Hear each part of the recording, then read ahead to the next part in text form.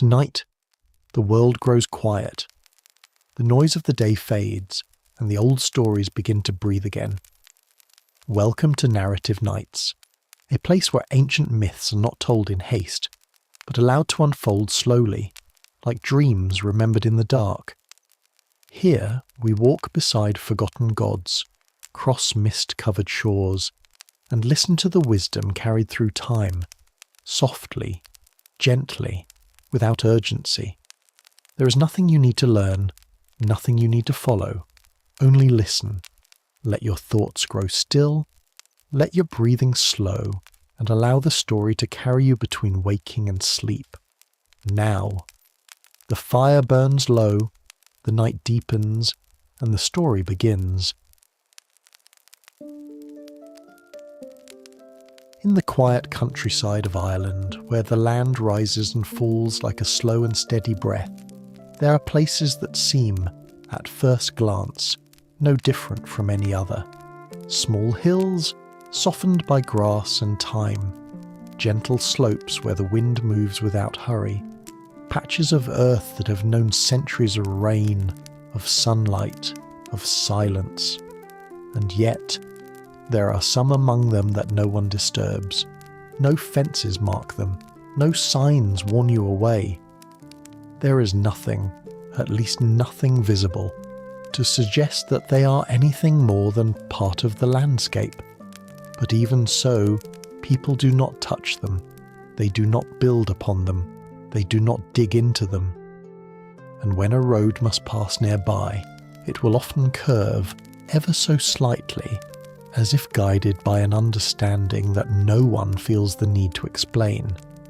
It is said, quietly and without insistence, that these hills are not empty, that beneath the soft green surface something remains, not something loud nor restless, not something that seeks to be seen, but something that has been there for a very long time.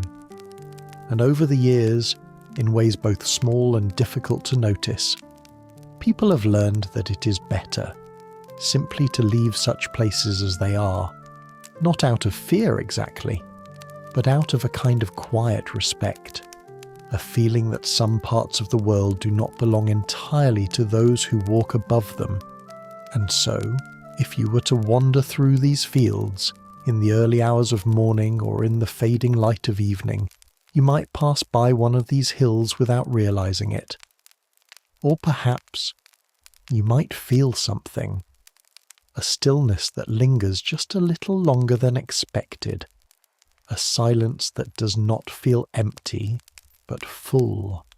And without quite knowing why, you might choose not to step any closer, not because you were told to stay away, but because somehow it feels right not to. And as you continue on, leaving the hill behind you, the land returns to what it seemed before. Open, quiet, unremarkable. And yet, the sense remains, faint but present, that there are places in this world that remember things we do not, and that not everything beneath the surface has been forgotten. And in that quiet, the hills themselves begin to take on a presence that is hard to describe, yet impossible to ignore. If you enjoy quiet Irish folklore and mythology for sleep, subscribe and settle in for tonight's story. As you move a little farther through this gentle landscape, that feeling does not entirely leave you. It lingers in the edges of your awareness, like the last trace of a dream that fades slowly, refusing to disappear all at once. The land itself seems unchanged. Wide fields stretch outward in soft shades of green, shifting gently beneath the passing wind. Stone walls, worn and patient, mark old boundaries whose origins are no longer clearly remembered. Here and there, trees stand alone or in quiet clusters, their branches moving just enough to remind you of the steady rhythm of the air. It is a place that feels settled, not still in a lifeless way, but in a way that suggests everything has found its place long ago and has remained there ever since. And among these fields, almost easy to overlook, are the hills. They do not rise sharply. They do not draw the eye in any obvious way. Instead, they appear as gentle swellings in the earth, as though the land itself had, at some distant moment, breathed in and never fully exhaled. Some are no larger than a small house. Others spread wider, low and rounded, their edges softened by centuries of weather and growth. Grass covers them completely, uninterrupted. No paths cross over their tops. No animals seem to linger there for long, and though nothing clearly marks them as different, there is often a subtle sense that they are set apart, not separated by distance, but by something less visible. If you were to walk near one, you might notice how the air feels just slightly altered. Not colder, not warmer, just quieter, as if sound itself moves more carefully in that space. The wind, which passes freely across the open fields, seems to soften as it reaches the slope. The small, ordinary noises of the countryside, distant birds, the shifting of grass, feel somehow muted, as though they are being gently absorbed. It is not a dramatic change. In fact, it is so slight that you might question whether you noticed it at all. And yet, many who have spent their lives near such places would tell you that these hills are not quite like the rest of the land. Not because of what can be seen, but because of what can be felt, if one is patient enough to notice. Over time, these subtle differences became part of an unspoken understanding. People did not gather on these hills for rest. They did not choose them for building, even when the surrounding land would have been suitable. There were always other places just nearby. That felt more appropriate, more open.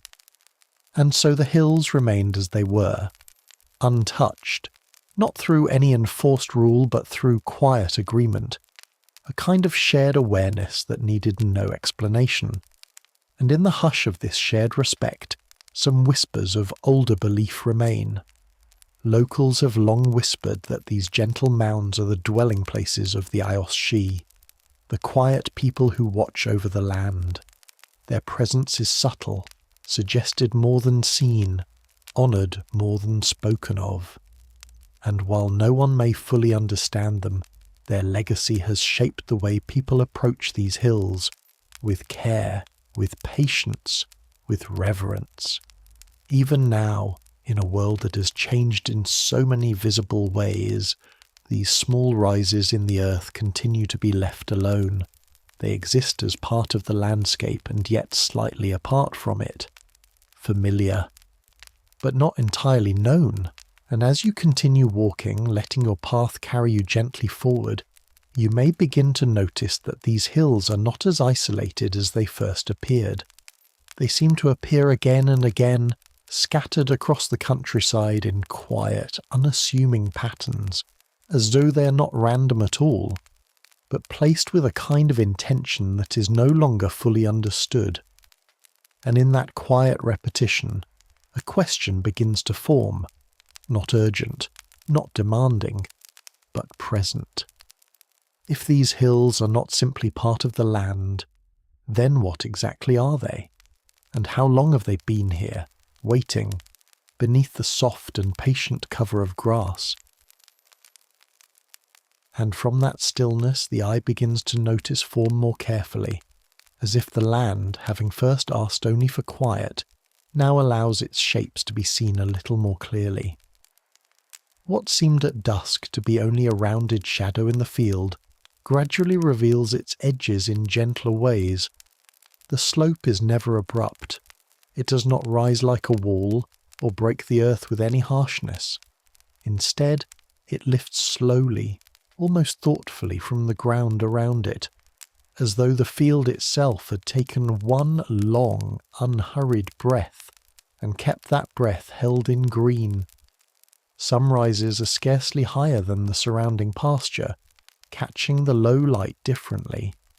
A pale wash of evening rests on their upper curve while the lower grasses remain dim. Others sit more fully in the landscape, broad-backed and complete, marked with a presence that can be felt before it is measured. Their outlines are smooth, though never identical.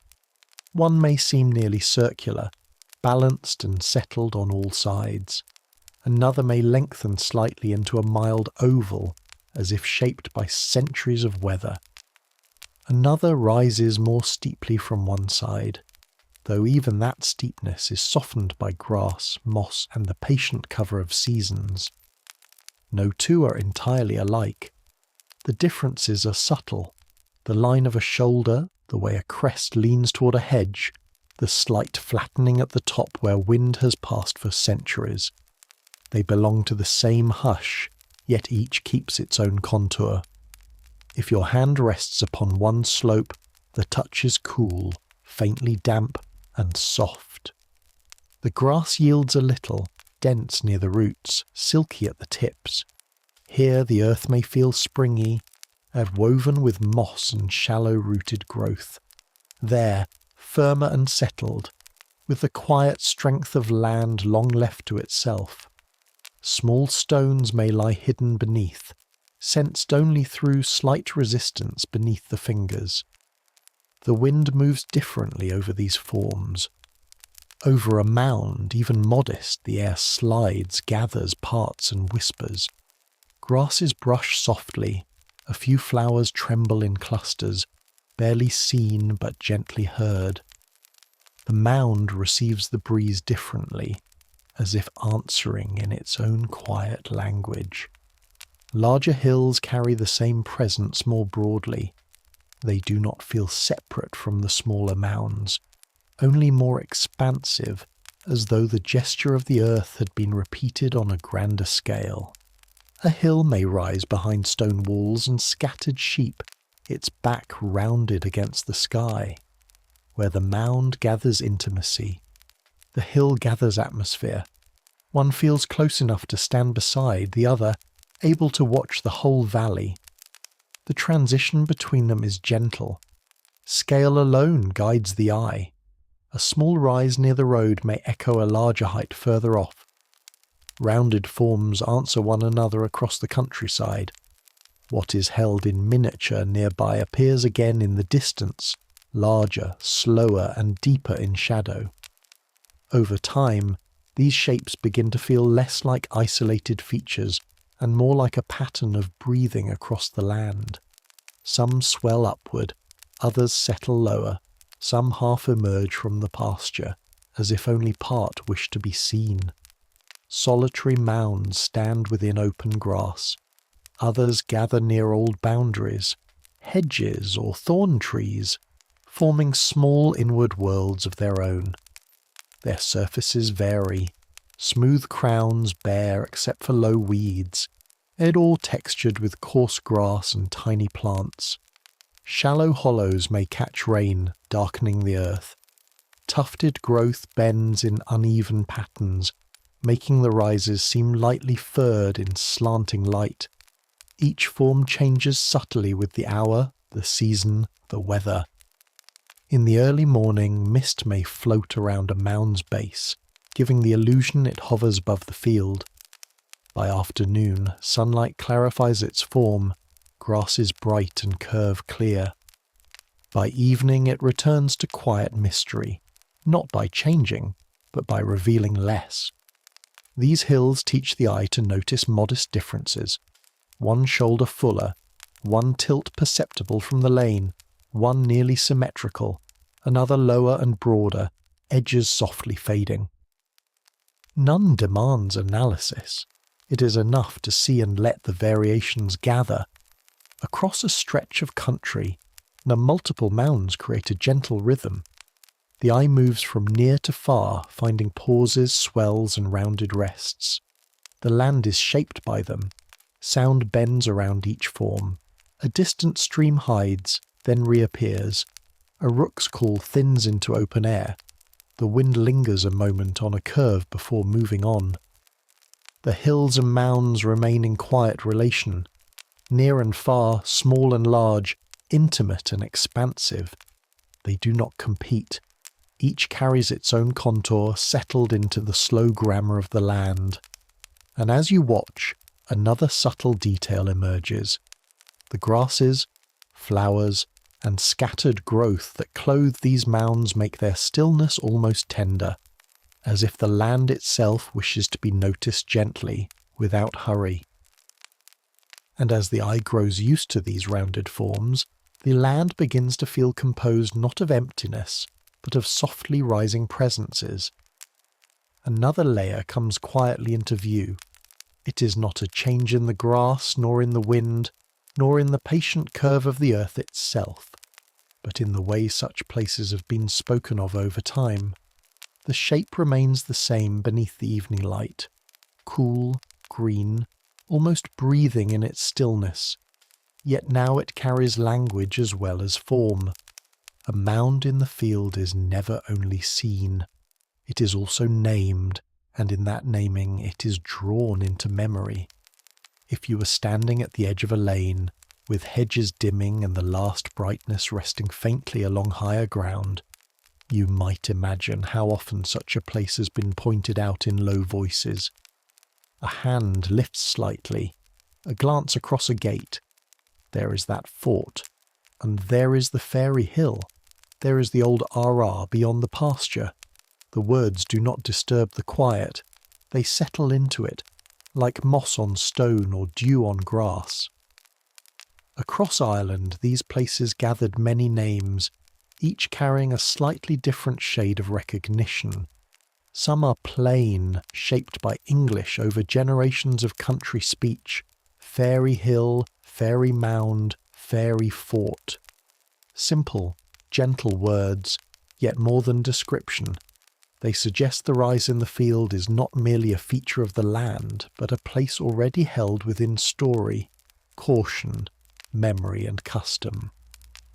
Other names come from older Irish speech, resting closer to the soil itself. A re, softened in English as rath, is enduring. It can refer to an ancient ring fort, an enclosed settlement marked by a circular bank or earthwork, sometimes with a ditch, and sometimes only with a lingering shape beneath the grass. In fading light, many appear less as ruins than as intact silences. The outer ring may be low, the centre calm and level, yet the old name remains, linking visible earth to long continuity of use and remembrance.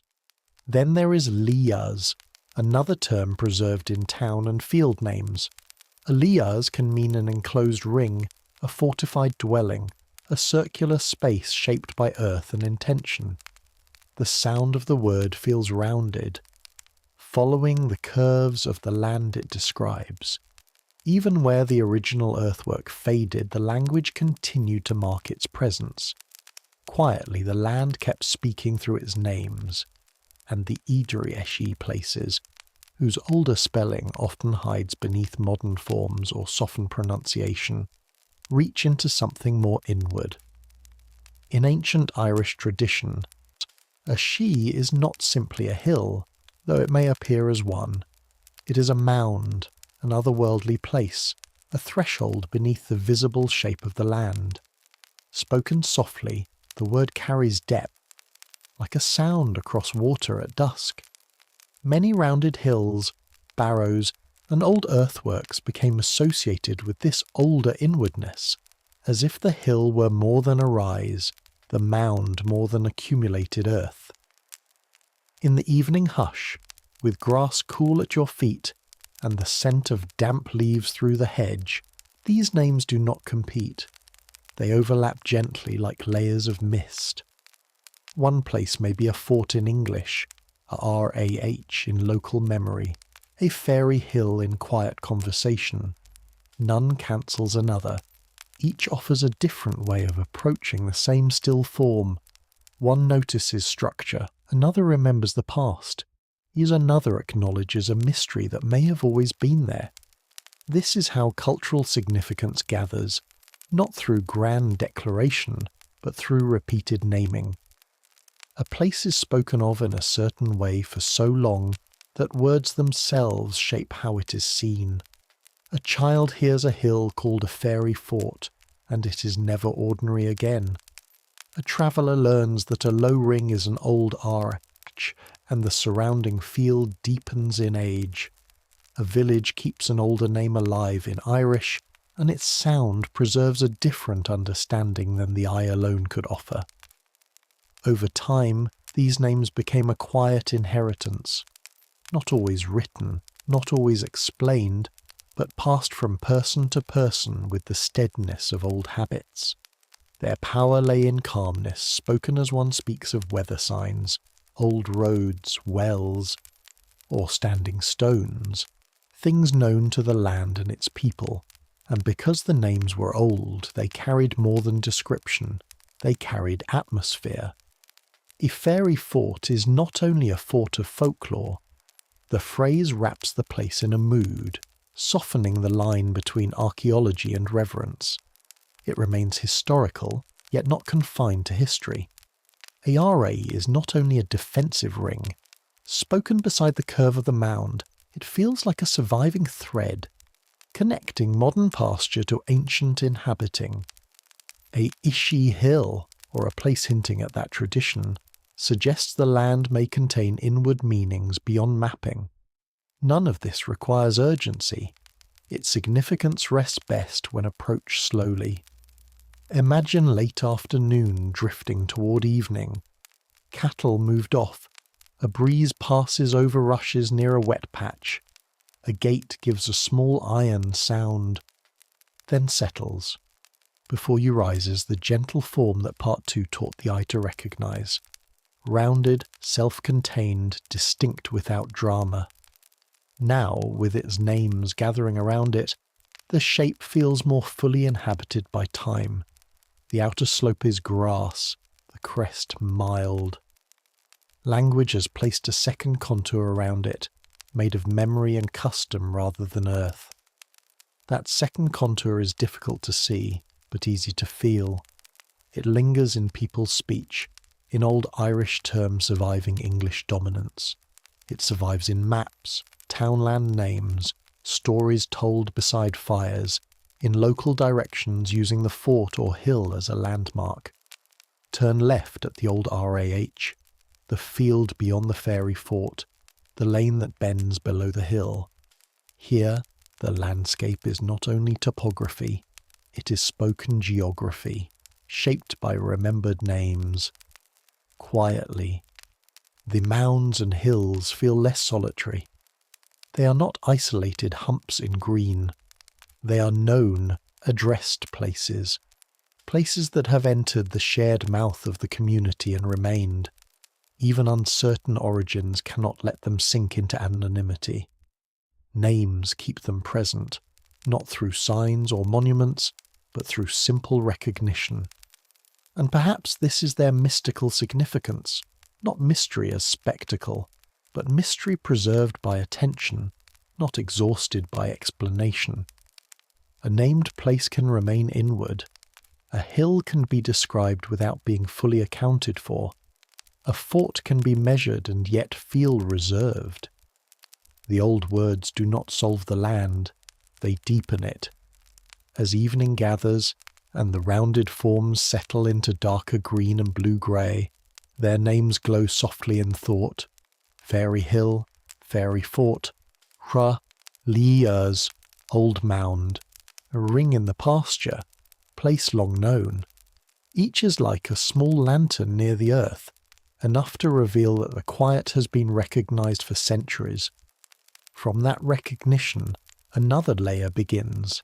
How people, having named these places so carefully, also shaped customs around them, so that words and ways of living beside them became inseparable. And from that recognition, from the old names resting over the land like a second layer of dusk, it becomes easier to understand why these places were never thought of as empty. A hill could be called a liers, a fairy fort, and still remain more than earth-shaped into a ring. The names did not only preserve memory of what had once stood there. Quietly, they also preserved the sense that something still remained. Not in a way that asked to be proved, not in a way that disturbed the calm of the fields, but as a continued presence folded into the mound itself, as though the rounded grass held an inner life that preferred not to come fully into view. It is said that the eerie belong to such places in the way mist belongs to a hollow, or birdsong belongs to a hedge at morning. Not always visible, not always audible, yet felt as part of the place's true nature. Their dwelling is imagined not far from the world, but close to it, just beneath ordinary sight, within the quiet interior of these hills and forts. And because the land above remains still, the thought of what lies within is not restless. It is gentle, hidden, measured by the same slow rhythm as the grass growing over the mound, the rain darkening its sides. If you stand beside one of these hills in late evening, when the sky is pale at the horizon and deeper overhead, the whole field seems to settle into a softer awareness. Sounds grow finer. A breeze moves through bent grass with a brushed, whispering tone. Small leaves turn their paler undersides and then are still again. Somewhere, water slips through a narrow run in the ground, almost too softly to hear.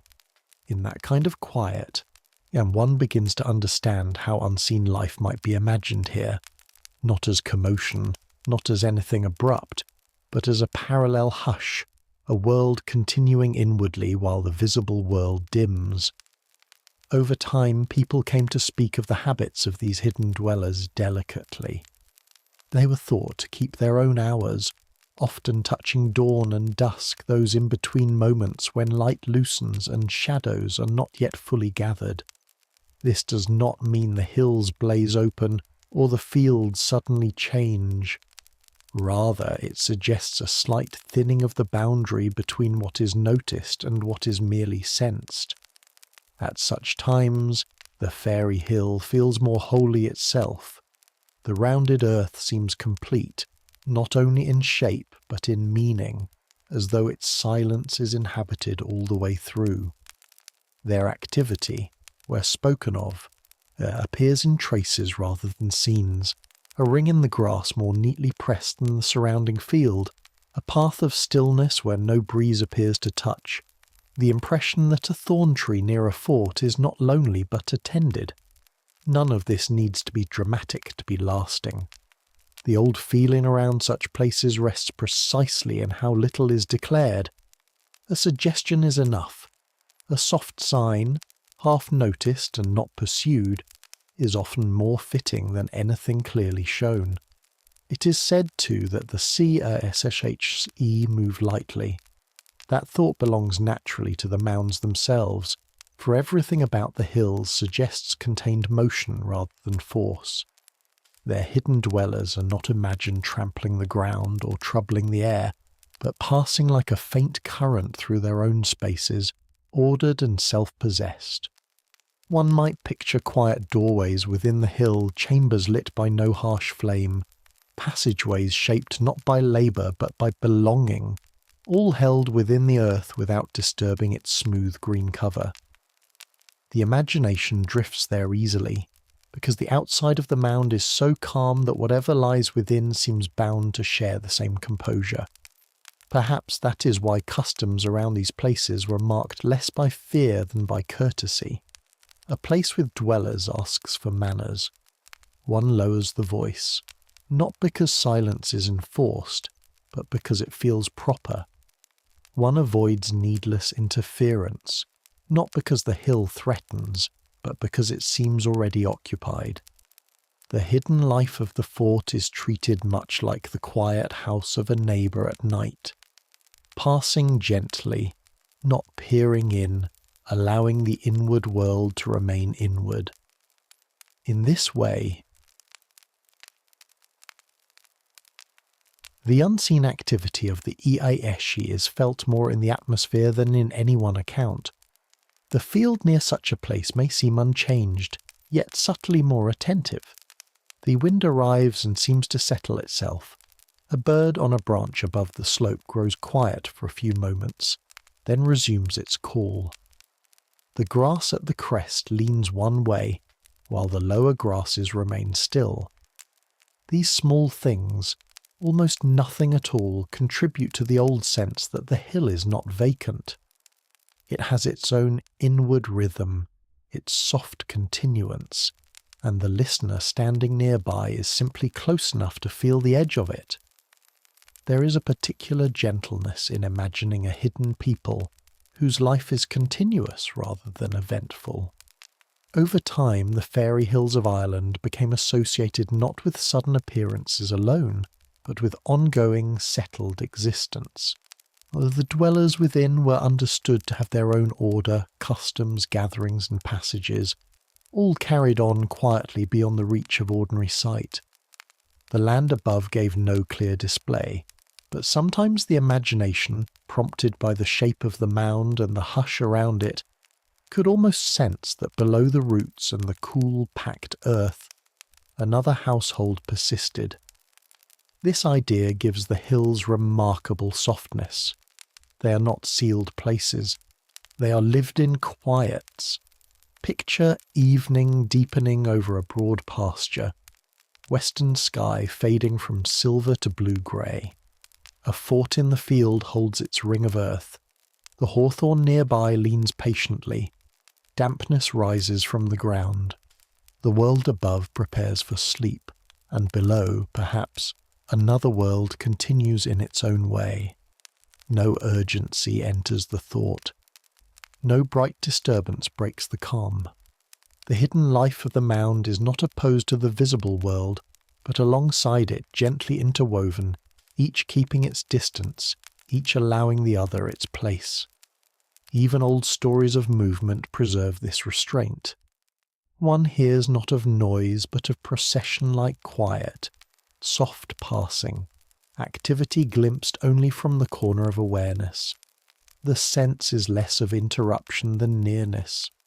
Someone walking home at twilight might feel the hill behind the hedge is wakeful, not waking, but already inhabited, already engaged in its own subtle round of being. That feeling, once carried into memory, shapes behaviour for years afterward. The presence of the Eshi within the named mounds and forts does not arrive like revelation. It gathers naturally from all that has come before, from the rounded forms in the grass, from the old names, from the way the landscape itself invites respect. The hidden dwellers belong because the hills have long felt like places holding more than their visible shape. Their presence is the inward answer to outward stillness, and stillness does not mean absence. It means composure. It means a life so settled within its own rhythm that it has no need to announce itself. The listener hears only the ordinary sounds of evening, distant sheep bending grass, the slight stir of leaves, and yet the whole place feels fuller than those sounds alone. Quietly, the mound keeps its secret without strain. As night falls and the hill's outlines soften, and the thought of unseen dwellers becomes softer too, less like an image than a sense of company held at respectful distance, the land is not empty. It is shared, though not equally entered. Above, familiar hedges, paths, and weather. Within, another order of dwelling, reserved and continuous, moving by customs not loudly told. And from that hidden company, another question rises with the mist and evening chill. How people learned to live beside such presences, and what quiet rules of courtesy grew around the hills so that both worlds might remain undisturbed. And from that sense of hidden company, the land begins to feel more ordered than it first appeared, not ordered in straight lines or in fences or in the measured divisions of fields, but in another way, quieter and more exact. If there are dwellers within the mounds, then there are also ways between them, not roads, not tracks cut by wheels or worn by returning footsteps, but finer routes, almost never plainly seen, and yet felt as part of the same inward design. The hills do not stand alone. Quietly they belong to a pattern. It is said that secret paths run from one mound to another, stretching beneath the surface of the countryside or passing across it so lightly that the eye seldom settles on them for long. These ways are not wandering. They follow their own quiet precision. One thought answers another. One rise in the pasture aligns with a farther ring beyond a stream, and beyond that perhaps another, faint and half-folded into the ground. The land, when regarded with patience, begins to seem threaded by intention. In the fading light, this feeling comes most gently. The field lies quiet. The air has cooled, and whatever warmth the day carried now rests low in the ground, rising softly through the scent of grass and darkening soil. In that hush, it becomes easier to imagine lines of passage not as marks laid heavily upon the world, but as continuities, delicate as thought. You would not find them by looking for width. These paths are not broad enough to claim the eye. They reveal themselves only in the smallest ways. A narrow bend in the grass where no foot has passed, a softness in the lay of stems, yet as the something lighter than wind had moved there more than once. At certain hours there may be the faintest change in the colour of the soil, not a trail exactly, only a suggestion of direction. It might begin nowhere obvious, and end nowhere obvious, and still the impression remains that something has crossed from one still place to another. Sometimes the sign is in the dew. Early in the morning, when every blade is bright, one thin thread through the field may seem less jewelled than the rest, as though the moisture had settled differently there. Sometimes it's in the way seed heads lean, angled together within a narrow corridor while the surrounding grass remains upright, and sometimes it is not seen at all, but felt as alignment. This mound here, that old ring beyond, another rise further west, each holding a relation that does not feel accidental. Over time, people learn to notice such things without looking directly at them. That too is part of the old courtesy of the land. These paths were not meant to be claimed by attention. They were acknowledged more than examined. One might pause at a gate and sense that the space between two distant forts was not empty, though the pasture appeared still. One might avoid stepping through a certain strip of grass after dark, not from fear, but from an inherited care, as though the land itself held lanes that did not belong to human use. There is something deeply calming in the thought that these paths are precise, not rigid, not geometric, but exact in the way water finds its course, or birds follow a route no boundary can fully explain. The hidden ways between the mounds follow relation. One place belongs to another, and the passage follows that belonging. Seen this way, the countryside becomes full of quiet connections, each one resting beneath the visible arrangements of hedges, roads, and fields. A stream may cross such a line and not interrupt it. A fence may seem to divide the land, while the inward path continues untouched. Even when the human world shifts, new roads, altered fields, moved gates, the older routes are imagined to remain steady. That steadiness gives the landscape a deeper calm, a sense that beneath change there is continuity. The hidden world does not redraw itself. Quietly, it keeps to its own map. If you were to stand near one of these unseen ways at evening, you might not recognize it at first. The field would appear undisturbed. The grass would move in soft waves beneath the breeze, and yet after a while the eye might notice a narrow place where the stems recover more slowly, or where the ground catches shadow differently, as though it remembered a repeated lightness. Not enough to prove anything, only enough to suggest pattern. The old imagination trusted such suggestions. A hidden path did not need to be visible to be real within the logic of the place.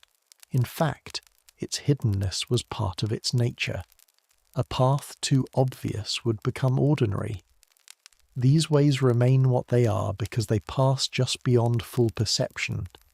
They are sensed rather than seen, and for a quiet mind that is enough. And yet, for all their softness, they are not vague. They are imagined as exact, almost ceremonial in their arrangement. Lines shaped not by hand, but by long belonging, weaved by use, by rhythm. They may curve where the ground falls, or cross open space without revealing their purpose, but wherever they pass they do so with quiet certainty.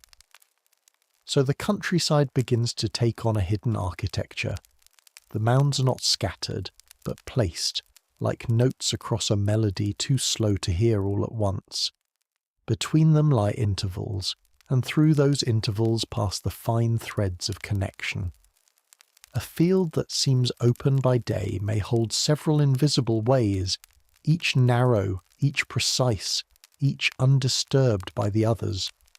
Above them the grass continues its gentle life, swaying, gathering dew, rooting itself in the soil, and beneath, or between, another order remains. Now and then, the earth offers the faintest hint, a softened place, a smoother touch, a slight difference underfoot. Nothing that insists, only something that can be noticed if one moves slowly enough, with no wish to arrive anywhere. Perhaps that is why these paths belong so easily to the drifting mind. They ask nothing hurried. They suggest only relation, one place leading to another, one stillness answering the next. The land does not need to explain itself. It only needs to be felt. And as these unseen lines stretch farther across the countryside, linking one quiet place to another, the landscape begins to feel not only inhabited, but gently governed by older customs of movement. Customs that people, over time, learned not to cross without thought. And as these unseen lines stretch farther through the countryside, linking one quiet place to another, the land begins to feel not only arranged but gently attended, not watched in any restless or imposing sense, but held within a calm and living kind of care. Along the edges of fields, beside old enclosures, and near the quiet crossings where one hidden path is thought to pass another, certain trees stand with a presence that feels older than use and deeper than ornament. They do not seem merely to grow there. Quietly, they belong there. And over time, oak, ash, and hawthorn came to be felt not simply as part of the land, but as its quiet guardians. If you stand near them in the softer light of evening, each one carries a different impression. The oak feels steady even before it is fully seen. Its trunk holds a broad patience, and bark darkened by weather and marked with moss and lichen. Its branches extend with slow assurance, and when the wind passes through, it answers not with fluttering, but with a deeper gathered motion, a low murmur that seems to settle into the ground itself. Nearby, the ash offers a lighter presence. Its rise is more lifted, its canopy more open, allowing the sky to pass through in broken, shifting pieces. The air among its leaves feels finer, and the sound is softer, almost silvery, as though the breeze had thinned into something more delicate. Light moves differently there, falling in narrow patterns that drift across the grass below, never quite still, never quite fixed. And then the hawthorn, often smaller, yet in many ways the most inward. Its form is enough to hold attention. The twisting branches, the close-woven growth, the pale blossom of spring or the quiet brightness of red berries. Even alone in a field it does not feel isolated. It feels placed. Its thorns are not harsh, only precise, a quiet boundary shaped by nature itself. It is said that trees like these do more than stand within the land. They keep company with the old places. They hold stillness in their roots and branches, marking where something deeper rests beneath the surface. This is especially true of the hawthorn, so often left untouched near a fairy hill or along a hidden crossing. Over time, such a tree became less a feature and more a sign, a living indication that the ground nearby belonged to an older order. Yet their guardianship is not forceful. It is felt through atmosphere. Under an oak, sound gathers and deepens. Beneath ash, light softens and shifts. Around hawthorn, the space itself seems slightly enclosed. Not closed, but gently held. These are small changes, almost imperceptible, and yet they shape how one moves. They slow the step. They quiet the voice. They suggest, without instruction, that this is not a place to pass through carelessly. In this way, the trees do not guard by resistance. They guard by presence.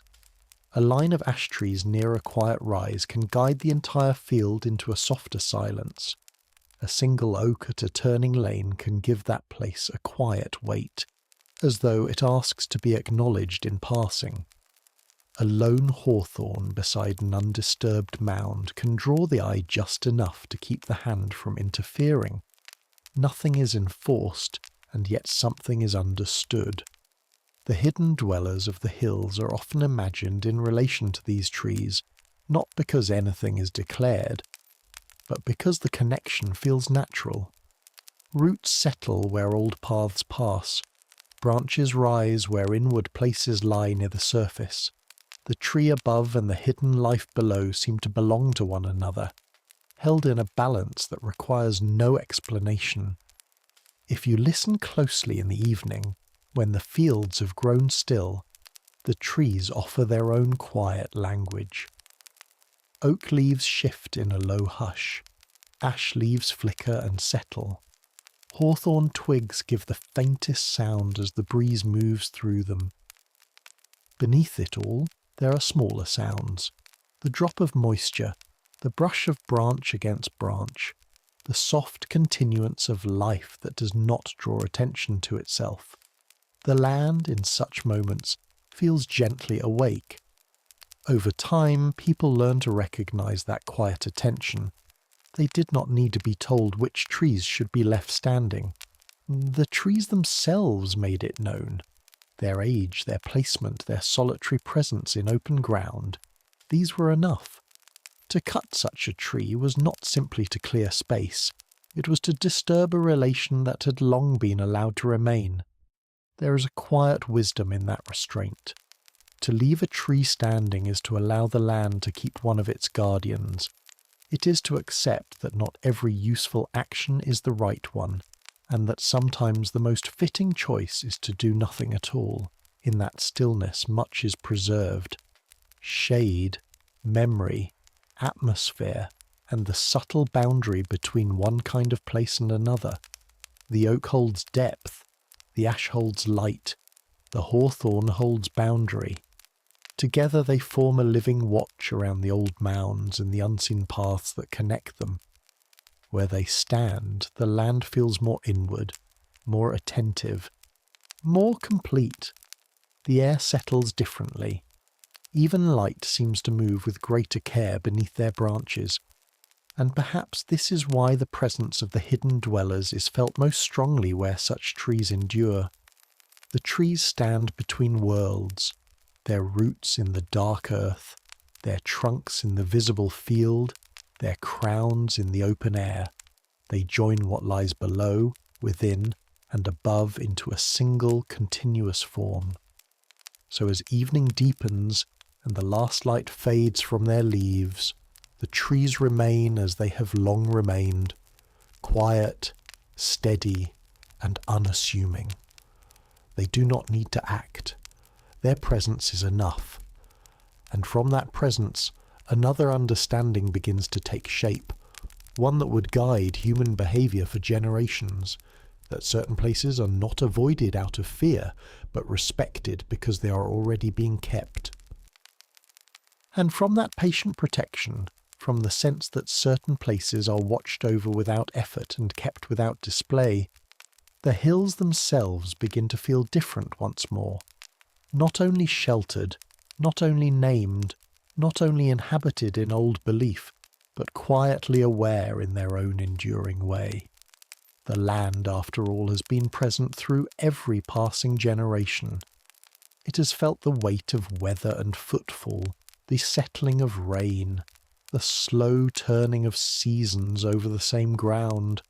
And so, when people speak of the Fairy Mounds as remembering, they do not mean memory in the hurried human sense.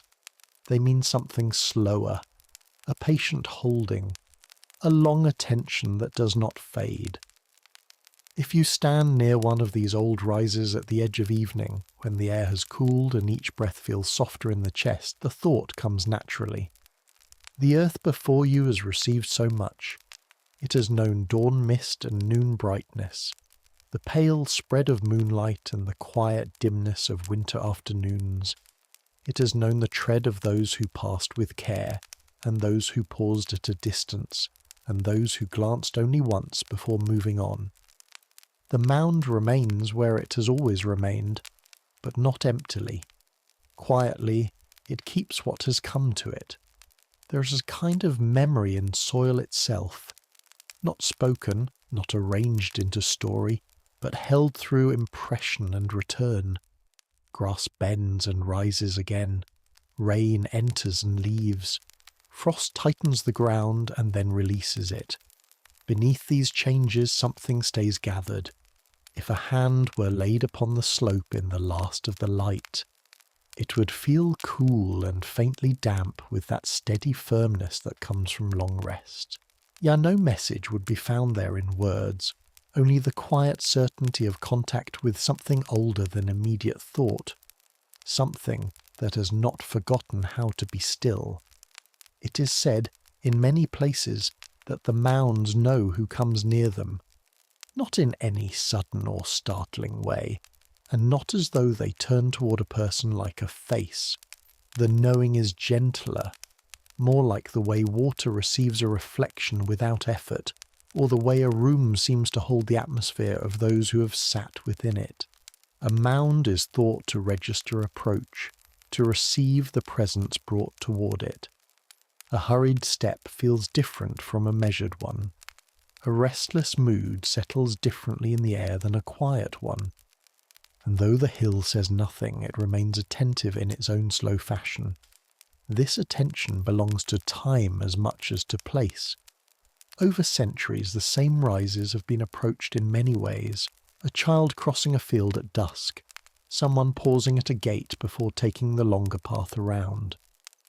A quiet conversation carried across the grass, a passing glance that lingers just a moment longer than expected.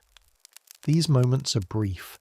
The mound remains, and because it remains, it gathers continuity. Human memory fades, the land continues. That is part of the quiet history held there. Not only the history of events, but the history of regard. These places have been noticed for so long, and with such particular care, that the attention itself seems to have settled into them. A field may change, a wall may fall and be raised again, a road may shift its course, yet the mound remains the one place that is not treated as ordinary. That long pattern becomes its own inheritance. The hill remembers by being remembered, and continues to receive remembrance simply by remaining as it is. If you listen inwardly while imagining such a place, the atmosphere grows fuller, though never heavy. The evening is mild. The grass holds the last of the day's warmth near the roots. Somewhere, faint water moves unseen. A bird settles into silence. Nothing calls for attention, and yet the place feels quietly wakeful, as though it continues beneath the stillness of everything around it. To call this awareness sentient is perhaps to make it too sharp. It is softer than that. The hill does not think, it attends, it does not judge, it holds. And in that holding, there is a quiet gentleness. For all the caution that surrounds such places, the deeper feeling is rarely one of fear. It is more like being quietly noticed by something ancient and composed. That feeling changes the way one approaches. A person does not arrive at such a place as though stepping onto empty ground. One comes into relation with something already present. Even before a step slows, the encounter has begun. The hill remains in its calm, carrying weather and time, while the person brings only a passing moment into its keeping.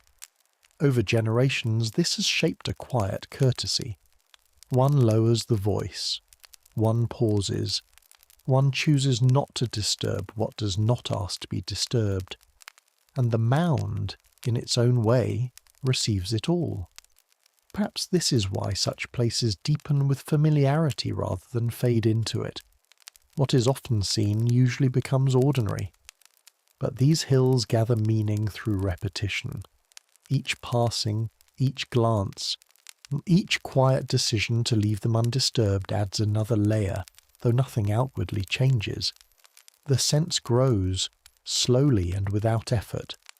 The land keeps what speech cannot always carry. Stories may fade, names may soften, reasons may be forgotten, but the habit remains, the feeling remains. And the mound stands as the place where all of that quiet inheritance continues, even when no one speaks it aloud. Its memory is not made of details, but of relation, of how it has been approached, and how it has been left alone. Seasons return to it in the same way. Spring softens it, summer deepens it, autumn gathers around it, winter reveals its shape more clearly. Year after year the same rhythms pass, and the ground receives them without resistance. This too is a kind of memory, not of events but of continuance. So when it is said that the mounds remember, it may also mean that they remember how to receive.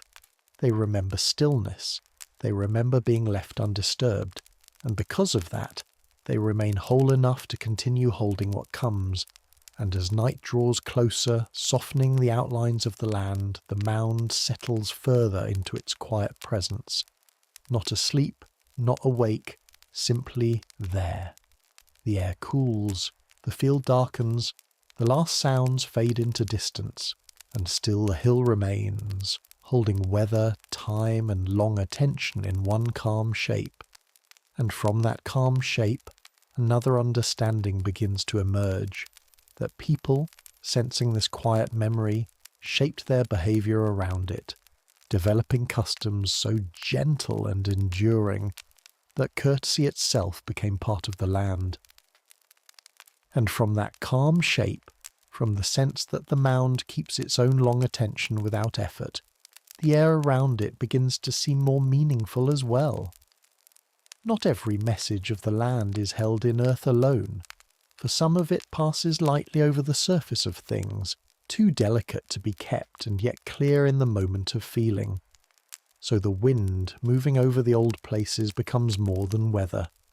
Quietly it becomes one of the ways the hills seem to speak, not in words, and never with insistence, but through tone, direction, and the soft shaping of atmosphere.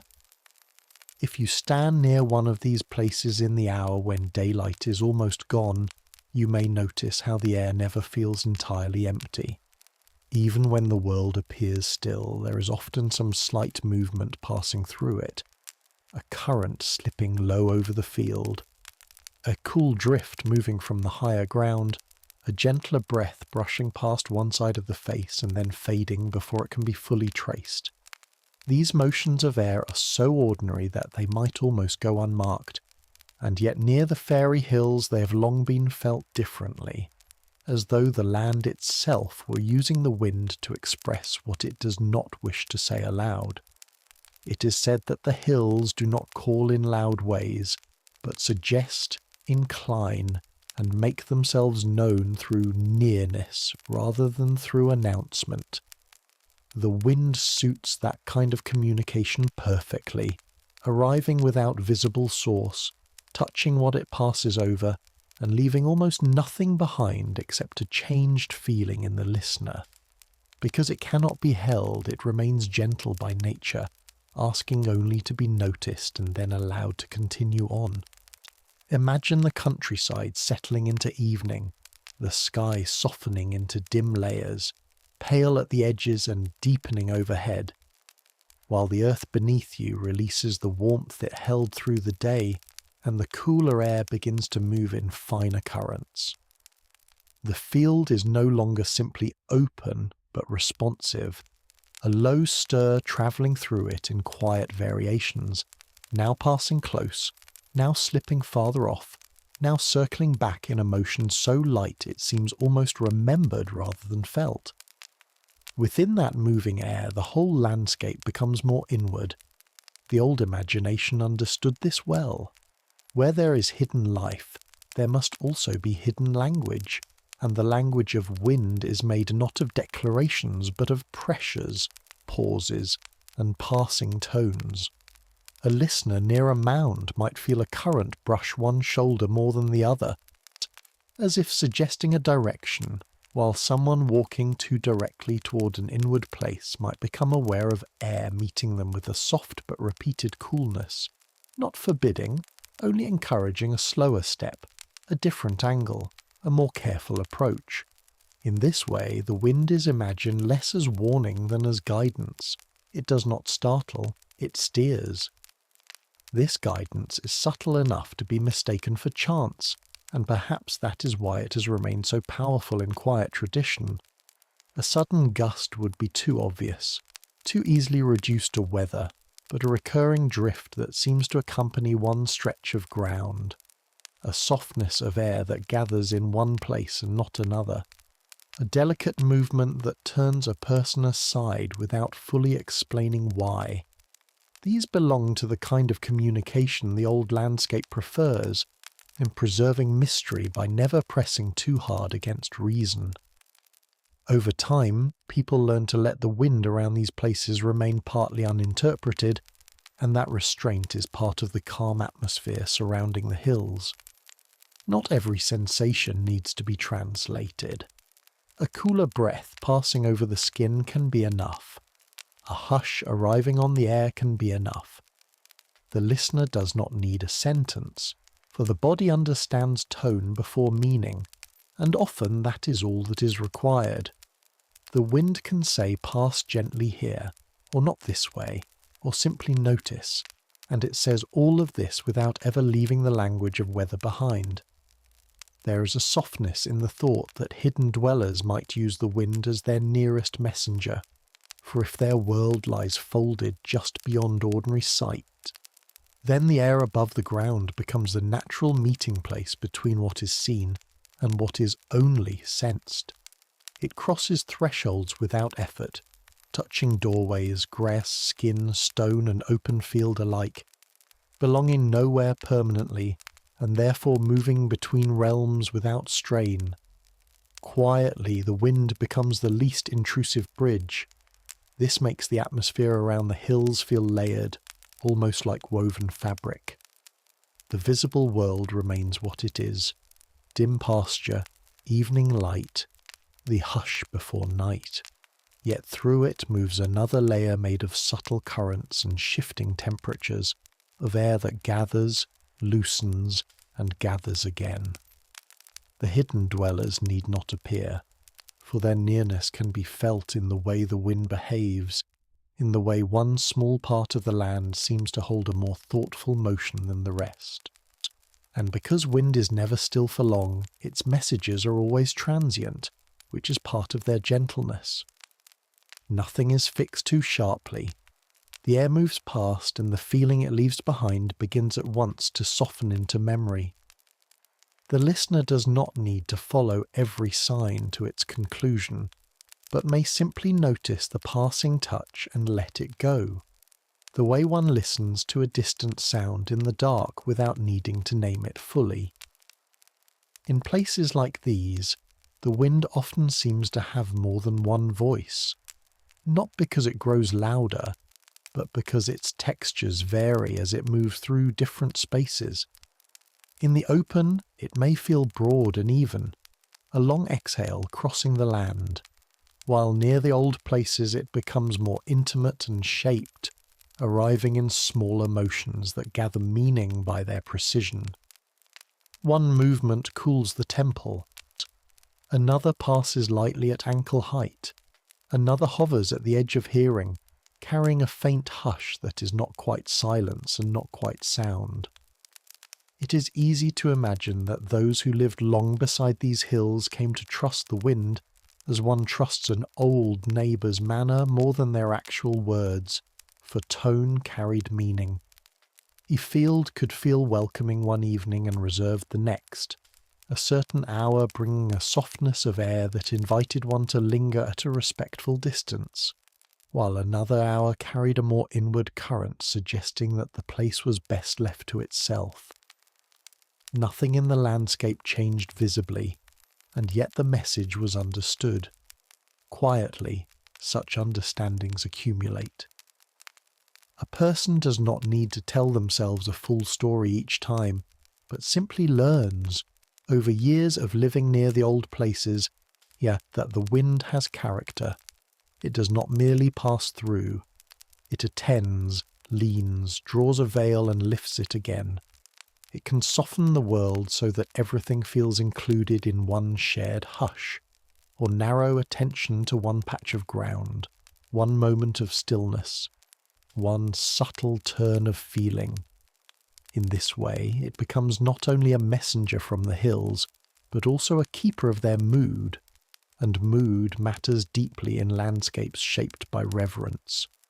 The hidden world is not always reached through event or story, but through atmosphere alone, through the felt quality of a place at a certain hour when the air behaves in a particular way. The wind, more than almost anything else, creates that quality, carrying coolness out of shadow, smoothing the edges of thought, moving over the listener like a hand across still water, leaving faint patterns that widen and disappear. In such moments, the hills and their dwellers do not need to reveal themselves, for the wind has already made their presence known in the most fitting way, by surrounding without intruding. So the whispers of the wind continue across the old places night after night, season after season. They do not resolve into speech, and they do not need to. Their purpose is softer than that. They remind, incline, accompany, allowing the listener to feel that the land is not silent because it has nothing to say, but because what it says belongs to quieter forms of hearing. And as the air goes on moving gently through the darkening countryside, another thought begins to gather within its passing. How people, listening so long to these soft messengers, that came to shape their own customs of silence and speech around the hills, learning when to speak near them, and when it was better simply to listen. And as the air goes on moving gently through the darkening countryside, and the listener grows used to receiving meaning through what is barely said, the eye begins to rest on quieter things once again. Not the broad shape of the rise, nor the passing guidance of the atmosphere, but the smaller presences held close to the ground. Here and there, scattered along the slopes, half set in the earth or lying with patient weight among the grasses, are stones, some hardly larger than a hand, others broad enough to catch the dim light along one face while the other settles into shadow. They do not call attention to themselves. Quietly they wait to be noticed. At first they seem simple, as stones often do, a piece of the land weathered and still. Yet near the fairy hills even stones appear to take part in the old reserve of the place. They are not strewn carelessly, but seem placed by time into a kind of relation. One near the upper curve of a slope, another lower down where the ground begins to soften into meadow, another resting near a break in the turf where water once passed, or still passes after rain. Their arrangement may not be precise in any obvious human sense, and yet it rarely feels random. Quietly, they belong. If you were to kneel beside one in the evening hush, you might notice first its surface, cool, firm, and faintly rough to the touch, with tiny variations under the fingertips where weather has worked upon it year after year. Some stones are smooth in places, worn down by long exposure to rain and air, while others keep a grainier face, with delicate ridges and shallow seams where moisture gathers before drying again. Lichen may lie across them like a pale map, grey-green and softly spread, resilient and close to the stone itself. In lower light, these markings seem almost luminous, not bright, but gently distinct, as though the stone were carrying a muted memory of moonlight even before night has fully arrived. It is said that stones in such places hold what passes around them, not in the way a chest holds treasures or a page holds writing, but in a slower, earth-bound way. They remain through changes that grass cannot keep and weather cannot entirely erase. A generation moves by, voices come and go, paths of daily life alter, and still the stones remain where they were left or where they settled, receiving each season in silence. Because they do not travel and do not forget their place, they begin to feel like witnesses, quiet witnesses. Yes, but constant. This constancy matters, for while the hills themselves hold memory in breadth and presence, the stones seem to hold it in detail. A mound may remember the long history of regard, while a stone near its side feels as though it remembers where a hand once rested, where a step paused, where rainwater gathers first in late autumn, where frost lingers longest at dawn. Its knowledge is local and exact, and though it does not announce any of this, it keeps it through endurance. The listener imagining such a stone can feel how much of the countryside depends upon such quiet keepers, small, steadfast presences that do not explain themselves, yet make the landscape feel older, more layered, more attentive. Over time, them stones scattered across these hills came to be understood as more than remnants of earth or fragments brought to the surface by weather. They became part of the old grammar of the place. A certain stone might serve as a point of orientation without ever being formally named, while another might be noticed because it always appeared slightly different in changing light, soft and low under morning mist, darker and more defined after rain, nearly absorbed into the hillside at dusk.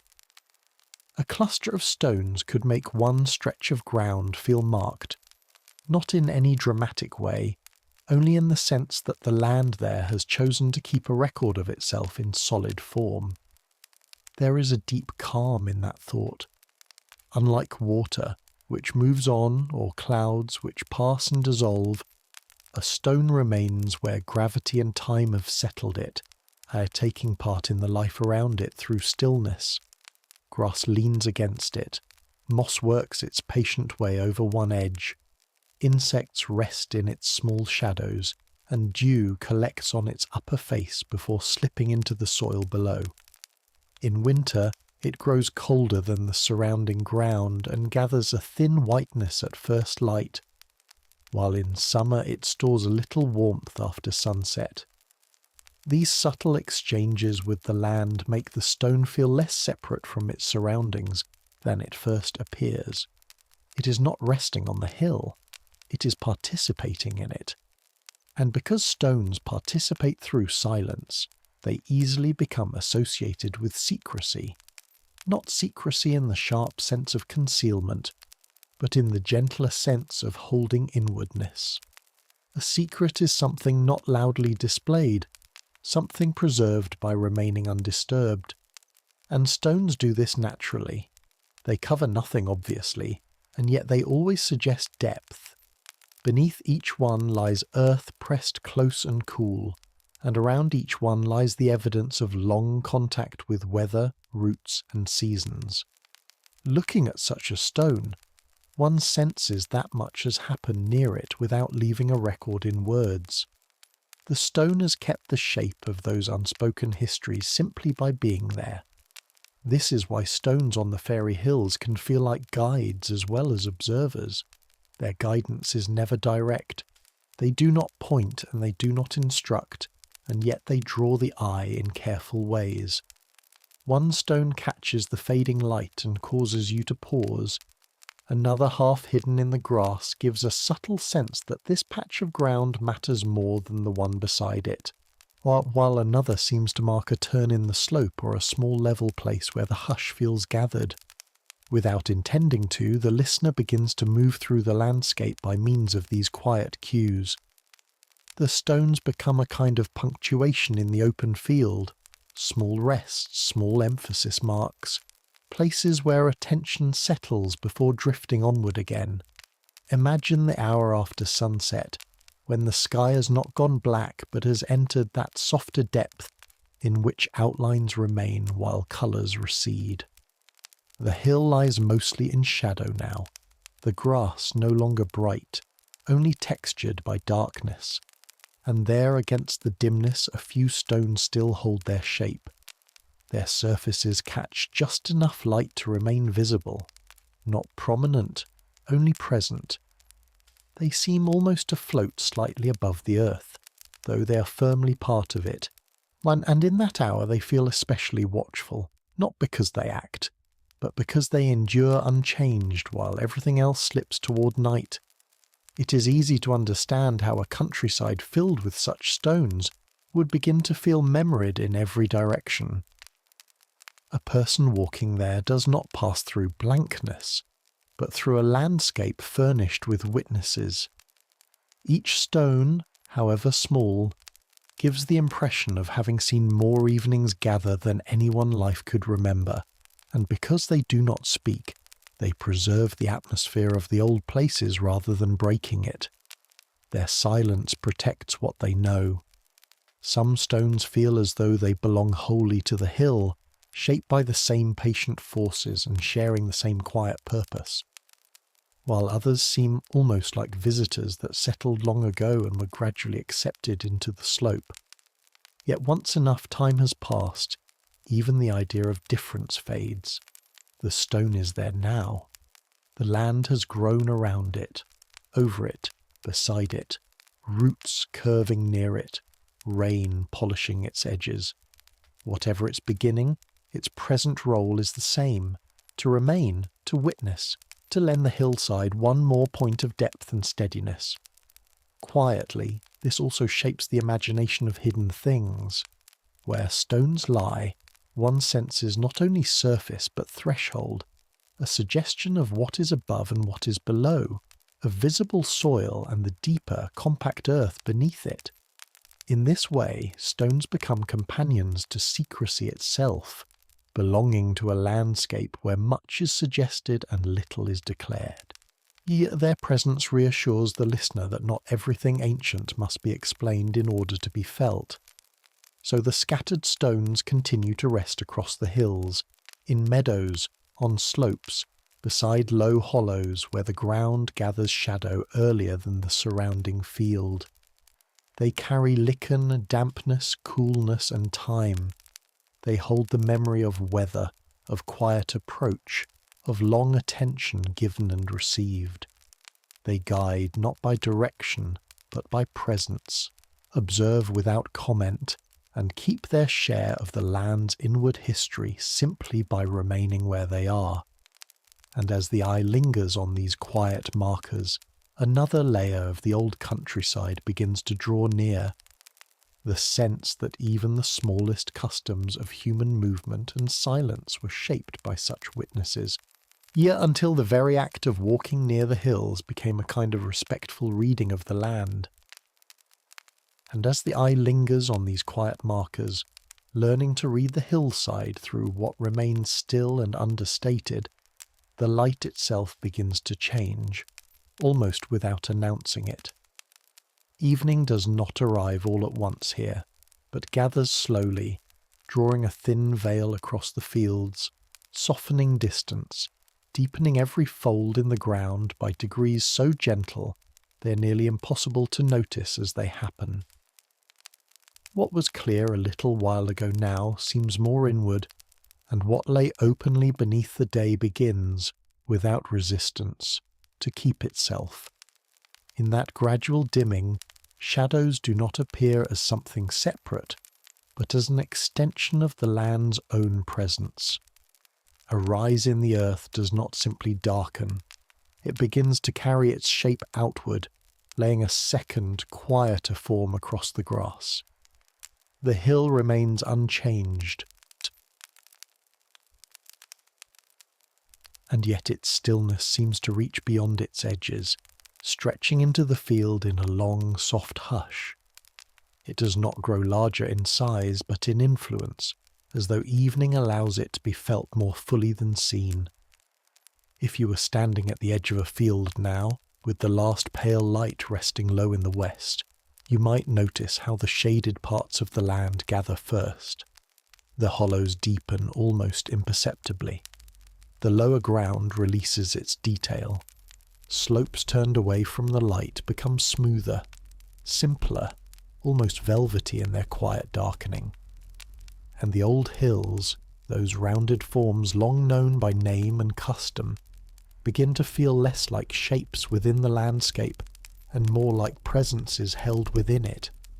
It is often said that this hour allows the hidden qualities of such places to come nearest the surface, not because anything changes in a visible way, but because the eye itself softens.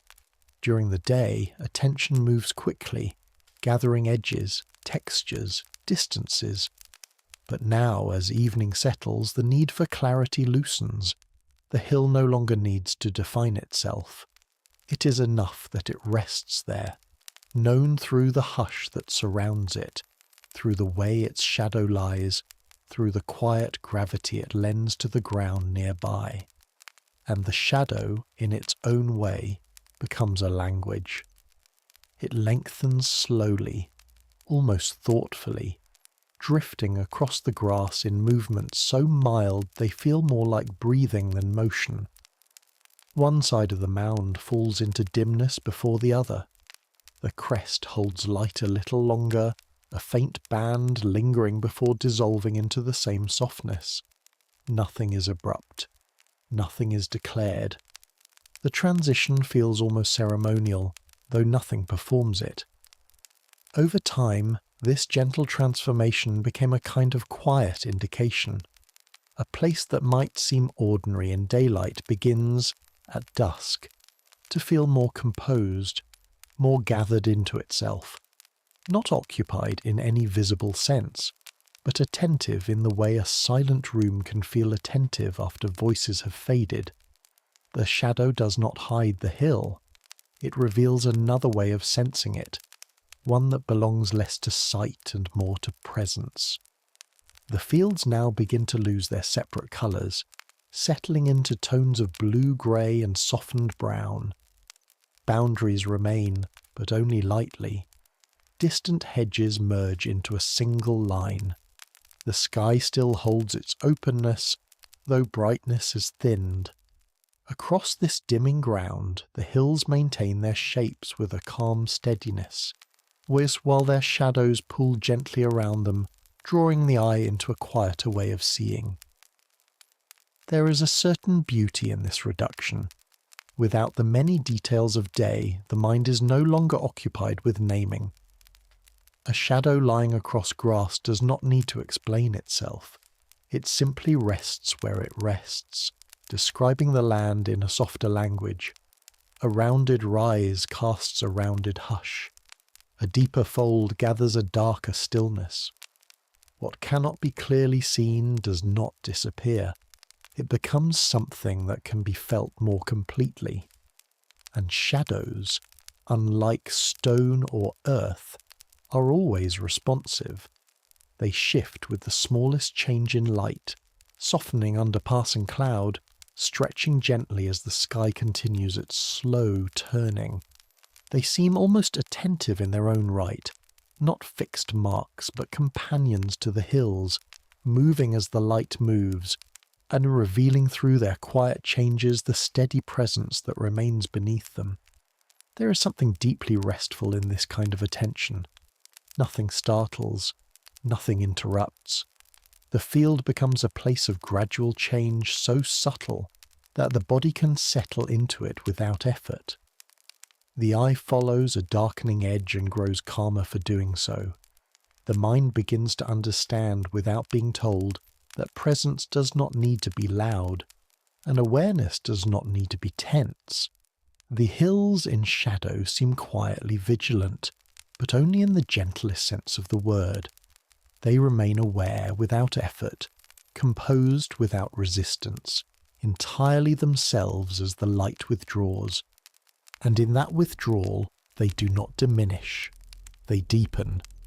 If you continue to watch, the edges between shadow and ground begin to soften further, blending into something almost like breath. The darkness is never entirely still.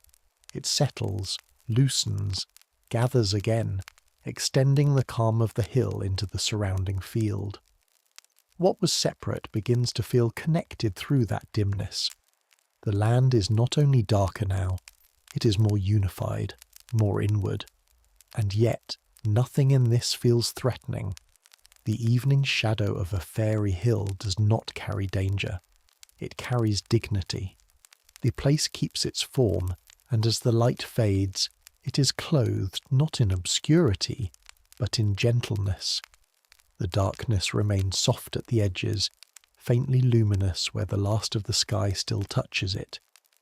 Even as night approaches, there is enough presence to feel the contour, enough quiet to keep the imagination at ease. This becomes clearest in the moments just before full darkness arrives. The sky lingers, holding back the night by the thinnest margin. The fields are hushed. The outlines of things reduce themselves to what matters most, and in that threshold, the shadow of the hill seems almost to stand beside it, like a second form made of the same long memory. One is earth, one is dimness, and together they create a single composed presence. So as evening continues its slow descent, and the old rises of the land hold their place against the fading light, their shadows extend gently around them, revealing not less but more inwardness, more calm authority, more of the quiet vigilance that has always belonged to these places. The world grows dim, and the hills become clearer in another way. And from that soft interplay of light and shadow, another aspect of the countryside begins to gather. How night itself, once fully settled, does not take these places away, but draws them closer still through silence, distance, and the slow, steady watch of the stars above. And from that soft interplay of light and dark, from the way evening gathers the hills more closely into itself without ever disturbing their calm, another quality begins to come forward, not something seen so much as received. Night, as it settles over the old places, teaches the ear to listen differently. The field no longer offers itself in broad impressions, but becomes a place of intervals, of quiet spaces held gently between the smallest sounds, and within those spaces the hills seem most attentive of all. At first the silence may feel like an absence, as though whatever filled the day has simply withdrawn. The low stir of movement has passed, the visible world has loosened its detail, and the eye, no longer searching, begins to rest. But after a little while the quiet does not remain empty. It begins to gather shape. So a faint sound arrives somewhere far off, then fades, and the stillness that follows is not the same as before. It feels deeper, as though the sound has passed through it and left something behind. A soft contact of one stem against another, barely heard, settles into the air and disappears, and again the quiet returns, but fuller now, more complete in its own way. In this way, the night is shaped not only by what can be heard, but by the spaces that receive it. It is often said that the old hills are most present in such attentive quiet, not because they make any sound of their own, and not because they disturb the silence, but because they seem to hold it so completely. Their presence gives the hush a centre. The stillness does not drift. It gathers, rests, and extends outward, as though the land itself were quietly arranging the act of listening. If you are standing there now, with the sky fully darkened except for a faint softness, lingering low along the horizon, you might begin to notice how the night teaches slowness without asking for it. A small sound comes, and the mind does not reach to name it. It lets it remain. A distant movement in the grass, a brief settling somewhere unseen, then nothing, and in that nothing there is no lack. The ear begins to understand that what matters is not only the sound, but the way the silence receives it, and becomes something more through that receiving. This is where patience enters, though it does not feel like waiting. The attentive quiet of the hills does not offer itself to hurried listening. It unfolds in its own measure. One sound may come after a long stillness, and then another may not follow for some time. In other places such pauses might feel incomplete, something to be filled or explained. But here they are whole in themselves. The silence does not ask to be broken. It simply continues, steady and sufficient. Over time, this kind of quiet changes the way the ear listens. It becomes less eager, less searching, more willing to rest within what is not fully known. A sound can arise and pass without becoming a story. A hush can remain without needing to be understood. The listener begins to feel that the land is not withholding anything. It is simply complete enough to remain still. Imagine the field now in full night. The shapes of the land remain, though softened almost to memory. The nearest grasses are no longer distinct, yet they are still felt in the way the air holds around them. Somewhere in the darkness a bird stirs once, then is still, and after that the wide hush of open ground returns, not empty, but quietly present. The hill before you does not disappear into that hush. It gathers it. The silence seems to lean toward it, as though the shape of the earth itself were teaching the night how to pause. This is why the quiet between sounds can feel so alive. Not active, not crowded, but aware in a deeper, slower sense. The silences are not gaps between events. They are moments of attention, held without effort. The hill does not sleep through them. It remains in its long stillness, receiving each small sound and each return of quiet with the same calm steadiness. In this way, it becomes not only a part of the landscape, but a quiet example of how to attend. And that attention is always gentle. Nothing is strained, nothing is pursued. The ear settles into the rhythm of sound and hush, hush and sound, until the quieter moments begin to feel as textured as the audible ones. A faint stirring arises, then fades. A softer one follows, closer, almost uncertain. Then the night opens again around them both. Each interval feels like a breath, though even that is too strong a word. It is simply the land continuing in its own calm measure. It has long been said that places shaped by silence begin to give silence in return. The hills, approached for generations with lowered voices and careful steps, seem to have absorbed that manner into their atmosphere. The quiet here is not accidental. It has form. It has depth. It invites the listener into a finer kind of awareness, where even the smallest sound is enough. And what remains after it may matter more. There is deep comfort in that kind of listening. The world beyond often asks for quickness, for response, for constant recognition. But here, none of that is required. The ear is allowed to rest. A small movement somewhere in the dark does not call for attention. It simply enters the quiet, belongs to it for a moment, and then disappears back into it. The hills remain unchanged. They do not react. They do not withdraw. They continue, patient and composed, offering their presence without demand. If you remain there a little longer, the rhythm becomes clearer still. A distant sound, softened by space, then quiet.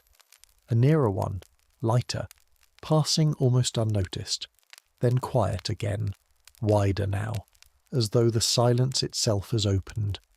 The ear no longer anticipates, it receives.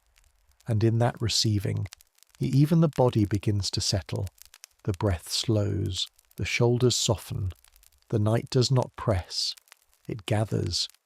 Quietly, this is how awareness deepens, not by adding more, but by resting more fully within less. Beneath the sparse sounds of night lies a deeper continuity, the calm of open land, the long memory of the hills, the unseen presence carried within them, and the steady composure of earth that has remained through generations. All of this is present even when nothing at all is heard, perhaps most clearly then, and so the silence itself begins to feel almost sacred, though nothing marks it as such. It has simply been allowed to remain undisturbed, to gather meaning through time rather than through explanation. It has been listened to, lived beside, and gradually understood, until the quiet itself seems to carry a kind of wisdom. The hills keep that quiet through the deepening night, and the listener, staying close in thought, begins to learn from it without effort. Patience no longer feels like waiting. It feels like belonging to the pace of the place. Awareness no longer feels sharp or searching. It becomes wide, calm and steady, like the land itself resting under the dark sky. And from that wide, steady listening, another presence begins to draw near, one that does not break the silence, but glimmers gently within it, as though the night were beginning to reveal how moonlight comes to rest upon the hills without ever waking them. And from that wide, steady listening, from the patient hush that gathers between the smallest sounds, another layer of the old countryside begins to make itself felt, not through sight at first, but more delicately than that, as a faint coolness beneath the air, a softness in the hidden workings of the ground, a quiet impression that beneath the still surface of field and mound something continues to move. The night above may seem settled and complete, yet below it the land carries its own inward currents, unseen but constant, as springs rise where they have long risen, and narrow threads of water find their way through the darker folds of the earth, and deeper still, unseen streams continue their slow and unhurried passage beneath root and stone and soil. And so the hills are not only surrounded by stillness, quietly they're accompanied. It has long been felt that such places are rarely without water, though that water may not show itself openly. A mound may rest in calm elevation, its surface composed and undisturbed, while somewhere below or just beyond sight, moisture gathers and passes with patient certainty. A spring may appear at a distance, clear and cool in the dark, its source unseen yet somehow belonging to the inward life of the land. A faint run of water may come and go with the seasons, tracing a quiet path through grass before fading again, as though the earth itself had briefly remembered one of its deeper currents. If you were there now, moving only in thought through the night field, you might notice how such hidden water first reveals itself not by sight, but by sensation. The air cools almost imperceptibly. The ground beneath seems softer, more yielding, holding a quiet resilience underfoot. There is a scent in the dark, clean and mineral, touched with moss and root and the faint sweetness of water passing slowly through living things. Nothing shines yet. Nothing announces itself. The presence is simply there, like a second kind of silence, flowing beneath the first. Over time, such waters came to be felt as part of the same inward design that shapes the hills and the unseen paths between them. Water does not wander without purpose. It follows depth and inclination with a kind of quiet understanding, moving beneath what appears still, emerging only where the land allows it. In this way, it feels close to the hidden ways of the hills themselves. One passage crosses the land, the other moves within it. Both remain gentle, both precise, both unseen more often than found. A spring especially carries a particular calm. It does not arrive with force, it gathers, it rises, it offers itself slowly, as though the earth were speaking in the softest voice it possesses. The water appears clear even in low light, holding whatever faint brightness remains above it, trembling only slightly, though it is never still. One can imagine kneeling there, not to disturb, only to feel the cool breath rising from its surface, and in that moment the spring feels less like a thing and more like a quiet happening that has continued for longer than memory. From such places the water moves on without urgency. It slips through grass, threads around roots, disappears beneath small folds of earth, and returns again without drawing attention. At night, its sound is barely separate from the surrounding hush. Not the open voice of a river, but something closer, finer, like a soft continuity within the ground itself, a gentle movement that is felt more than heard. And gradually the sense grows that this movement belongs with the hills. For just as the mounds hold their inward stillness beneath smooth grass and patient earth, the water holds its passage beneath the visible surface. Both are concealed without being absent. Both continue without display. One remains by holding, the other remains by passing, and together they give the land a quiet completeness, as though stillness and motion were not opposites here, but companions. There are places where the ground seems to keep water in secret, releasing it only in certain moments. The grass there grows denser, cooler, whilst touched by a hidden brightness even in dim light. The air rests differently above it, clearer somehow, as though it has been shaped from below. And though nothing may be seen directly, the presence of water lends the land a deeper softness, a sense of inward composure that is difficult to name but easy to feel. It becomes natural, then, to imagine hidden dwellers and hidden waters as belonging to the same quiet order. Water moves where the eye cannot follow. It passes beneath boundaries, remembers slopes older than roads, continues its course whether it is seen or not. In this, it shares something with the inward life long associated with the hills. Both belong to a deeper arrangement of the land, one that does not require display in order to exist. Both are most easily sensed when the visible world has softened, and the quieter layers are allowed to rise. And beneath everything, deeper still, the idea of underground streams brings a particular kind of calm. They cannot be seen, and rarely heard, yet they are easy to imagine. Below the dark field, below the roots, and the settled earth, a narrow current moves steadily through stone and soil. It does not hurry. It does not pause. It simply continues. The hills above remain still, but beneath them something moves with equal patience, giving their silence a hidden depth. This movement carries its own kind of memory.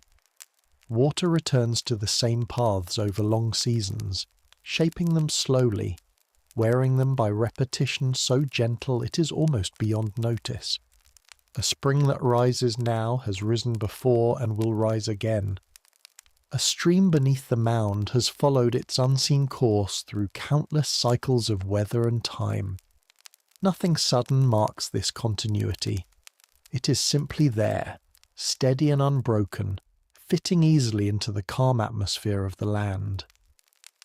There is also a quiet harmony between these waters and the unseen paths across the fields. One kind of line belongs to passage over the land. Another belongs to passage within it. They do not cross in conflict. They accompany one another, each following its own quiet logic. A mound that answers another across distance may also be joined by the gentler language of water, through the way moisture gathers between them, through the way the ground softens, through the way unseen currents follow shapes older than any visible boundary, and so the countryside reveals itself as layered in the most peaceful way.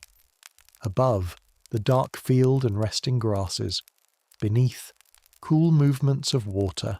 Nearby, the hills holding their patient stillness. Nothing needs to be revealed all at once. The listener can move between these layers without effort, from air to earth, from stillness to motion, from surface to depth, each one deepening the next without disturbance. And sometimes, very gently, the water allows itself to be seen. A faint brightness gathers in a shallow spring, holding a soft reflection of the sky. A narrow dampness in the grass catches a trace of light before fading again. A thin line of water turns briefly silver, then disappears into shadow. These glimpses do not explain the whole. They only suggest it, and in doing so they remain true to the nature of the place. So the waterways continue beneath and beside the hills, shaping the land without display. Springs rise, rivulets drift, hidden streams move through the deeper earth. The hills keep their stillness, the waters keep their motion. Together they create a quiet balance that feels complete without needing to be understood. And from that hidden movement, another custom begins to gather, just as gently. The way people, sensing these inward waters and listening places, came to treat certain wells, springs and crossings with the same quiet care they gave to the hills themselves. And from that hidden movement, from the inward life of springs and the patient courses running beneath the sleeping ground, the night seems to gather itself into another kind of order. The hills are no longer only places of stillness and memory. Quietly, they become places of tending, not through noise and not through any sudden appearance, but through the calm activity of those unseen guardians, whose presence has long been felt in the old landscape. The she, moving in the deeper hours, do not break the peace of the night. They seem instead to preserve it, passing through the darkness with a care so fine that the countryside feels more balanced simply because they are near. Their nearness is easiest to sense when the world has gone fully dark, when the day's ordinary business has fallen away, and fields no longer serve labour or passage. Lanes have softened to silence. Distant houses hold their lamplight behind curtains, and the open land belongs once more to slower presences. In that hush, the hidden guardians are not thought to awaken. They were never sleeping in quite the same way as humans. Rather, they are felt in the hours when fewer things compete for notice. If you were standing near one of the old mounds now in that deep and tender part of the night, you might notice how composed everything seems. The darkness is not empty, it is arranged. The ground keeps its patient forms. Higher places rise gently against the dim sky. Lower fields rest in soft obscurity. And somewhere within that calm arrangement is the quiet thought that the she move through their rounds, not hurriedly, not with display, but with the certainty that comes from belonging completely to a place. Their guardianship is not command, it is stewardship. They do not hover over the hills like watchmen separate from what they protect. They belong to the same inward life as the mounds themselves. Their care is woven into the land, almost impossible to separate from its stillness, the old names, and the habits of courtesy that surround these sites. When night deepens and the land seems to hold its breath in long, easy calm, one can imagine the Ishi maintaining that calm simply by continuing their own patient order. Their presence does not add tension, it refines the peace already there. Perhaps this is why the old stories leave so much unsaid about them. Too much detail would disturb the balance of the impression. What matters most is not faces or garments, but the feeling of graceful continuance. One may imagine them passing along familiar ways, pausing where a hill requires attention, moving near a boundary long honoured, or keeping close to places where the inward and outward worlds rest nearest. Their movement does not trouble the grass or wake the field. Quietly the land seems to accommodate them, as if their steps belong to a rhythm older than any visible path. So often the unknown is imagined as unsettling, but here the unknown remains calm because it is balanced. The guardians of the hills do not hover at the edge of things like a threat. They continue like caretakers. Their unseen activity belongs to keeping rather than taking, to maintenance rather than interruption. If a hill has long been left undisturbed, they participate in that undisturbed state, thus ensuring nothing falls out of harmony. Their vigilance is patient, never stern. Imagine the countryside under night, each mound resting in its quiet measure of darkness, each field held in the larger hush. The listener does not see sudden motion. Instead, there is a sense of intervals being tended. The space between one old place and another feels neither abandoned nor empty. It feels gently overseen, as though a careful awareness passes through the land, touching what needs balance and then moving on without leaving any trace. In this way, the Ishi are less like figures crossing the night than a pattern of attention moving through it. Balance is the right word. The old hills have always asked for it. Between speaking and silence, nearness and distance, seeing and allowing mystery to remain. The hidden guardians reflect that same quality. They do not dominate the night, they uphold equilibrium. The visible world of pasture, sky and sleeping dwellings continues above. The inward world of the mounds continues below and within. The Ishi move between these layers not to collapse them into one another, but to keep each in proper relation. Quietly they uphold the spacing of things. Over time, such an idea naturally shapes the atmosphere. A place watched over in this way feels composed even in darkness. It does not need bright signs of protection.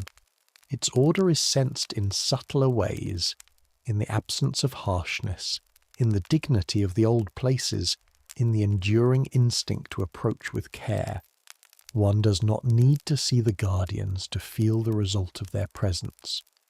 The countryside itself seems steadier for being under such quiet care. If you listen inwardly, the night around the hills begins to feel almost ceremonial, though never rigid. Not a ceremony of words or gestures, but of continuance. Each thing remains in its place, and yet nothing is stagnant. There is unseen tending, delicate as dew, patient as the turning seasons. The guardians move in harmony with this pace. They do not arrive from elsewhere, they are of it. Their vigilance is simply another expression of the land's calm intelligence. One can picture the Ishi passing among the old places so lightly that the night scarcely alters. Perhaps their work is subtle, because true guardianship rarely announces itself. Perhaps it consists of noticing what is already there, preserving boundaries that remain gentle but clear, and keeping the inward life of the hills undisturbed, ensuring that the old balance between human regard and hidden dwelling does not fray. Such work needs no fanfare. It is enough that the hills remain as they have long remained, composed, remembered, quietly alive. The hidden guardians are never far from the mood of the place itself. When the land is calm, they are calm. When the night is soft, their presence is soft. They are carried within the atmosphere, just as memory is carried within the mound, quiet between sounds. The hills, the fields, the darkness and their unseen keepers all belong to one continuous fabric, and because of this, their vigilance is not exhausting. It does not strain, it rests. As the deeper night settles over the old rises of the land, the Ishi continue their hidden rounds in perfect measure with the quiet around them. They preserve the unseen order. They keep the balance of what is near and what is reserved. They oversee without display and maintain without noise. The hills remain peaceful because their guardians are peaceful, and the night remains restful because its hidden life moves in harmony with itself. And from that gentle vigilance another understanding begins to form, as slow and clear as the stars appearing one by one above the darkened fields, that the people who lived beside these hills did not merely fear disturbing them, but learned to shape their own nighttime habits around this unseen order, so that human quiet and hidden quiet might rest together without conflict. And from that gentle vigilance, from the sense that the night is quietly kept in balance without ever needing to announce itself, the eye begins to rest once more on what can be seen, not brightly and not all at once, but in the softened language of moonlight. By now the fields have fully entered their nocturnal hush. The old mounds are no longer held by evening's fading glow, but by a steadier, paler light from above, a light that does not banish darkness so much as move through it, touching one surface and leaving another in reserve, and in that tender balance, the land becomes a place of subtle exchange between brightness and shade. Moonlight does not arrive with the fullness of day. It chooses carefully. One side of a mound may receive it and seem almost silvered, while the opposite side remains deep and soft, folded into dark. A branch high above may catch the light along its upper edge, turning for a moment into a fine pale line, while the lower boughs keep their inward quiet.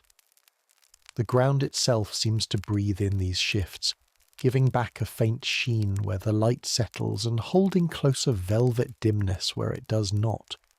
Quietly, the landscape becomes layered in a new way, not by added sound or movement, but by the gentle distinction between what glows and what recedes. If you were standing there now, not close enough to disturb anything, only near enough to feel included in the hush, you might notice first how soft the moonlight is on grass.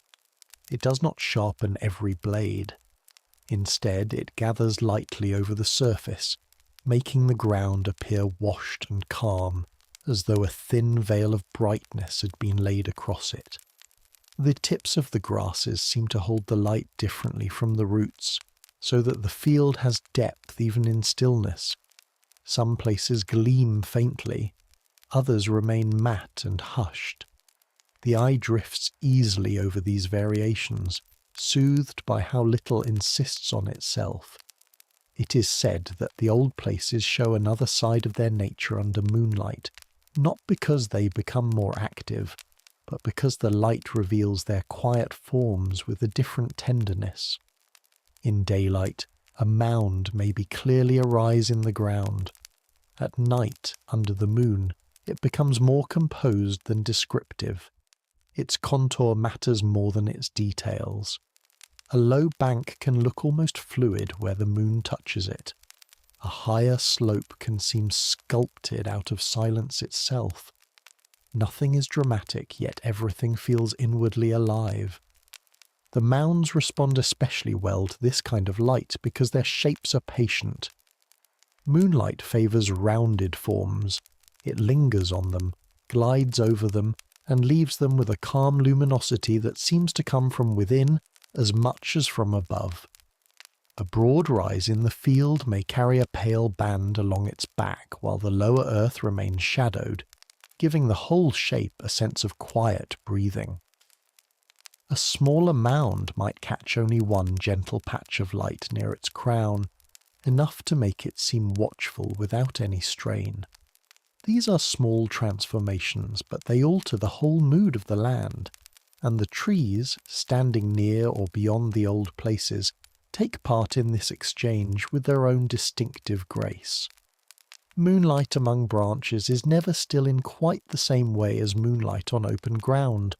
It breaks, filters, and reforms.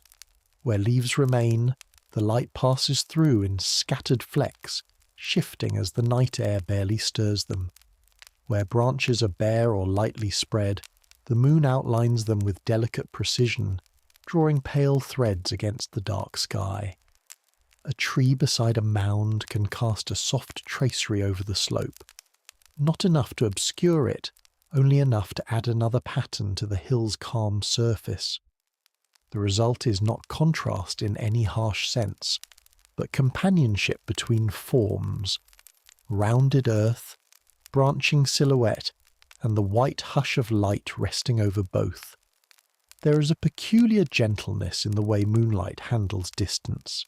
The farther parts of the landscape do not disappear, yet they lose sharper separations.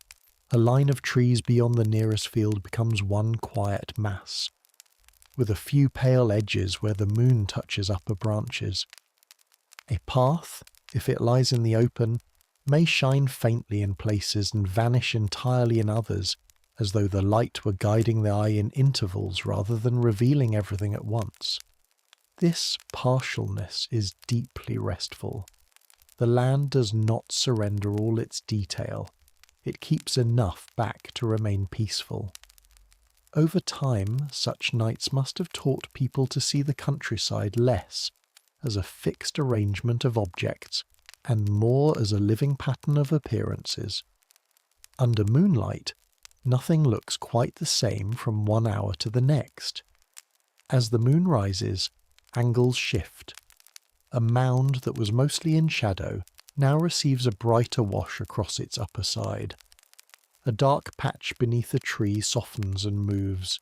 A pale strip along the ground widens, narrows, and changes direction so gradually that only patience notices. The old landscape, usually so composed, begins to seem quietly responsive, not by moving itself, but by allowing the light to move across it like thought. This interplay can feel almost like a conversation, though a very quiet one. The light offers itself. The land receives. One slope reflects back a cool gleam. Another keeps to shadow. A branch interrupts the brightness and turns it into pattern. An open stretch of field takes the light in full softness and lets it rest there. Nothing competes. Nothing rushes. The whole countryside seems to collaborate in stillness, each form giving the moonlight just enough to work with, and no more than that. If you imagine lying down now, with the night overhead and the old hills somewhere nearby in the dark, and this dance of light and shadow becomes even more soothing. The mind no longer tries to fix every shape in certainty. It begins instead to accept the world as layered, partial, and beautifully restrained. A pale contour appears, then softens. A branch line darkens against the sky, then fades as the eye relaxes. The field brightens faintly under an opening in the clouds, then returns to deeper hush. The listener is not being shown a scene in full. Quietly, the land is being revealed in breaths. Moonlight also changes the feeling of the unseen ways through the countryside, not by exposing them directly, but by giving the ground a subtle order of emphasis. One stretch may seem touched more lightly, another left in velvety reserve. A bend in the land may hold a calmer brightness than the space beside it. The eye cannot always say why these differences matter, only that they do. In this way, the old places remain true to themselves even in illumination. They are not exposed, they are suggested. The moon does not break the mystery of the landscape, it refines it. And there is reflection in this kind of seeing. A person who spends enough quiet time under moonlight begins to understand that beauty does not always lie in fullness of view. Sometimes it lies in what is half shown and gently withheld. The fairy hills, the old trees, the narrow traces through the fields all seem more themselves when the light touches them lightly. Their dignity survives because the night leaves them room to remain inward. Even brightness here behaves with courtesy. It does not push too far. That may be why moonlit nights in such landscapes feel so old, even when no story is told. They return the land to a simpler balance. The daytime world of names, tasks, and distances fades. In its place comes a quieter order, mound and branch, brightness and hush, contour and dark. The hills seem to settle more deeply into their own calm. The trees stand as though listening. The ground reflects just enough light to keep the world tenderly present. Everything is slowed to the pace of looking, so the subtle dance continues across the countryside. Moonlight drifts over the curves of earth. Darkness gathers under branches and along the lower folds of the land. Pale glimmers touch what they will and then pass on. The old mounds, the patient trees, and the sleeping fields receive it all without resistance. Their beauty lies not in display, but in this quiet agreement between form and light, this presence and reserve. And as the moon lays its soft brightness across the hills, another feeling begins to gather with it, an even deeper sense of distance and nearness at once, as though the night were preparing to reveal how stars far above the land still seem to belong to the fairy hills below. And from that gentle vigilance, from the sense that the night is quietly kept in balance without ever needing to announce itself, the eye begins to rest once more on what can be seen, not brightly and not all at once, but in the softened language of moonlight.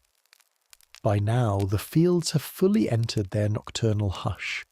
The old mounds are no longer held by evening's fading glow, but by a steadier, paler light from above, a light that does not banish darkness so much as move through it, touching one surface and leaving another in reserve, and in that tender balance, the land becomes a place of subtle exchange between brightness and shade.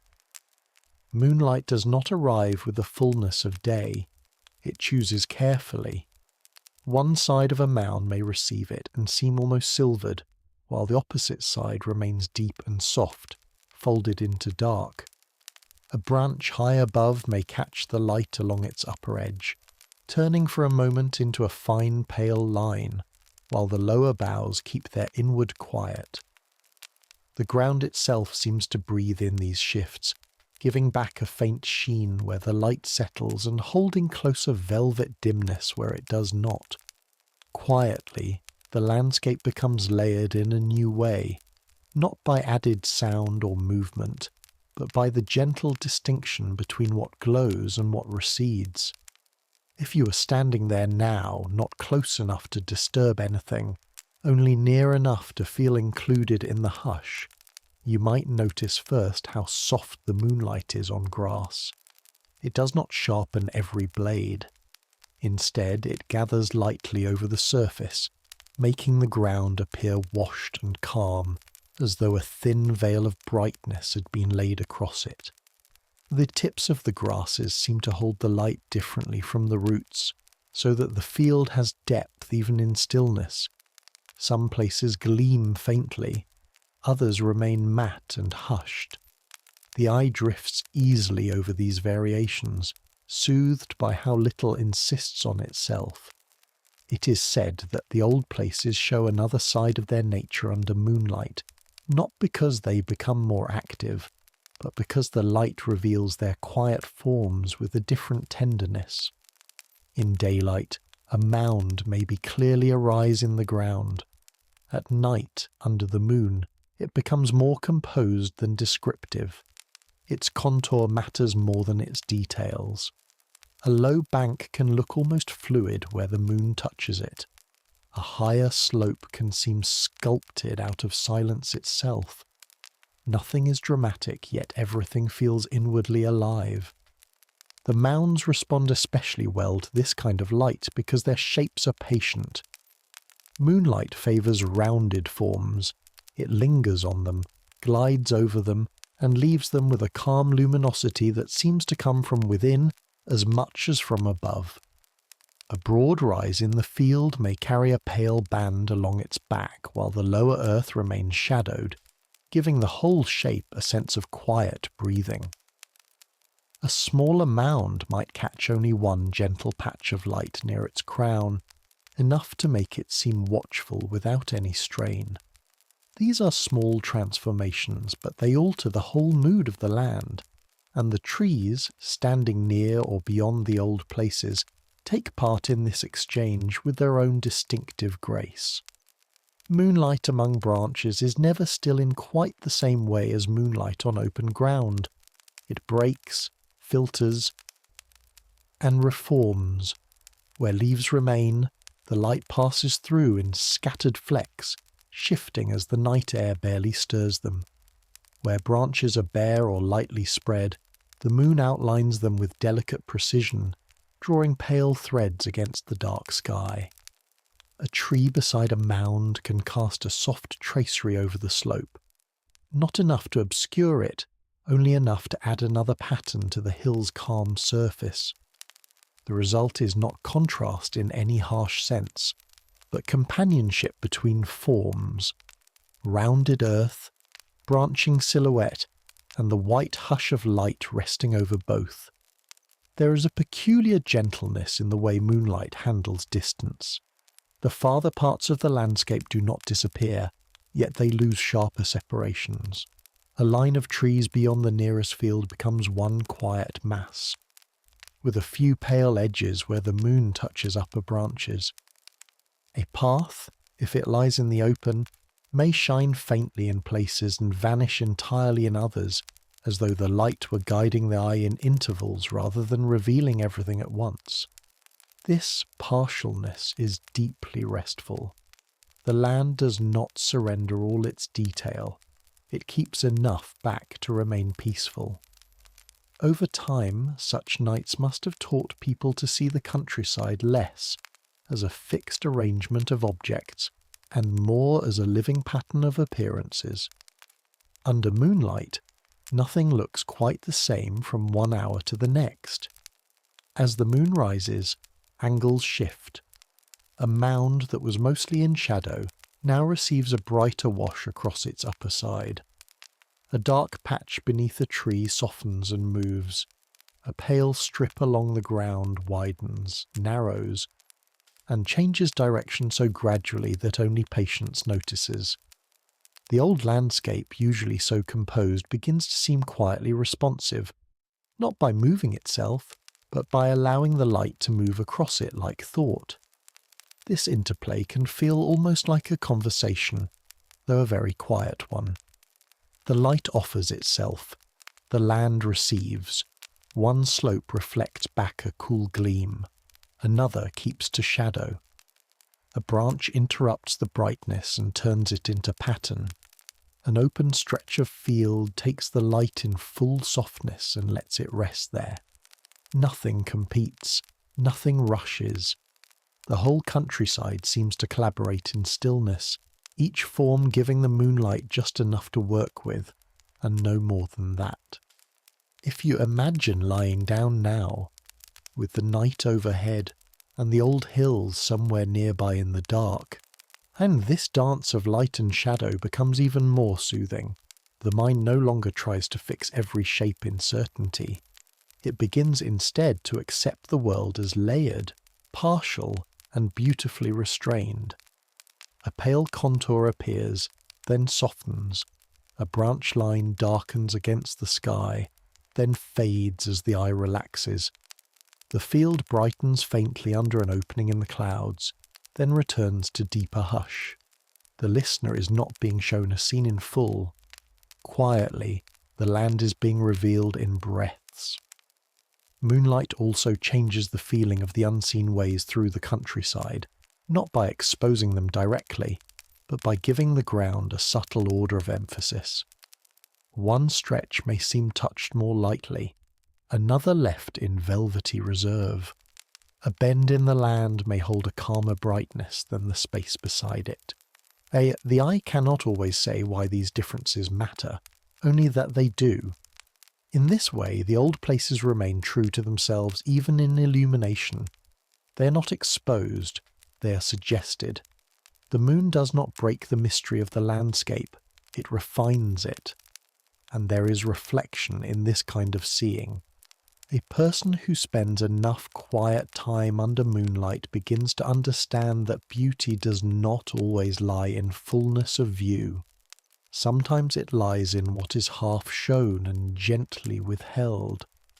The fairy hills, the old trees, the narrow traces through the fields all seem more themselves when the light touches them lightly. Their dignity survives because the night leaves them room to remain inward. Even brightness here behaves with courtesy. It does not push too far. That may be why moonlit nights in such landscapes feel so old, even when no story is told.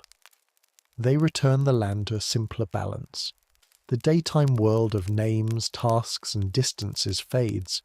In its place comes a quieter order, mound and branch, brightness and hush, contour and dark. The hills seem to settle more deeply into their own calm. The trees stand as though listening. The ground reflects just enough light to keep the world tenderly present.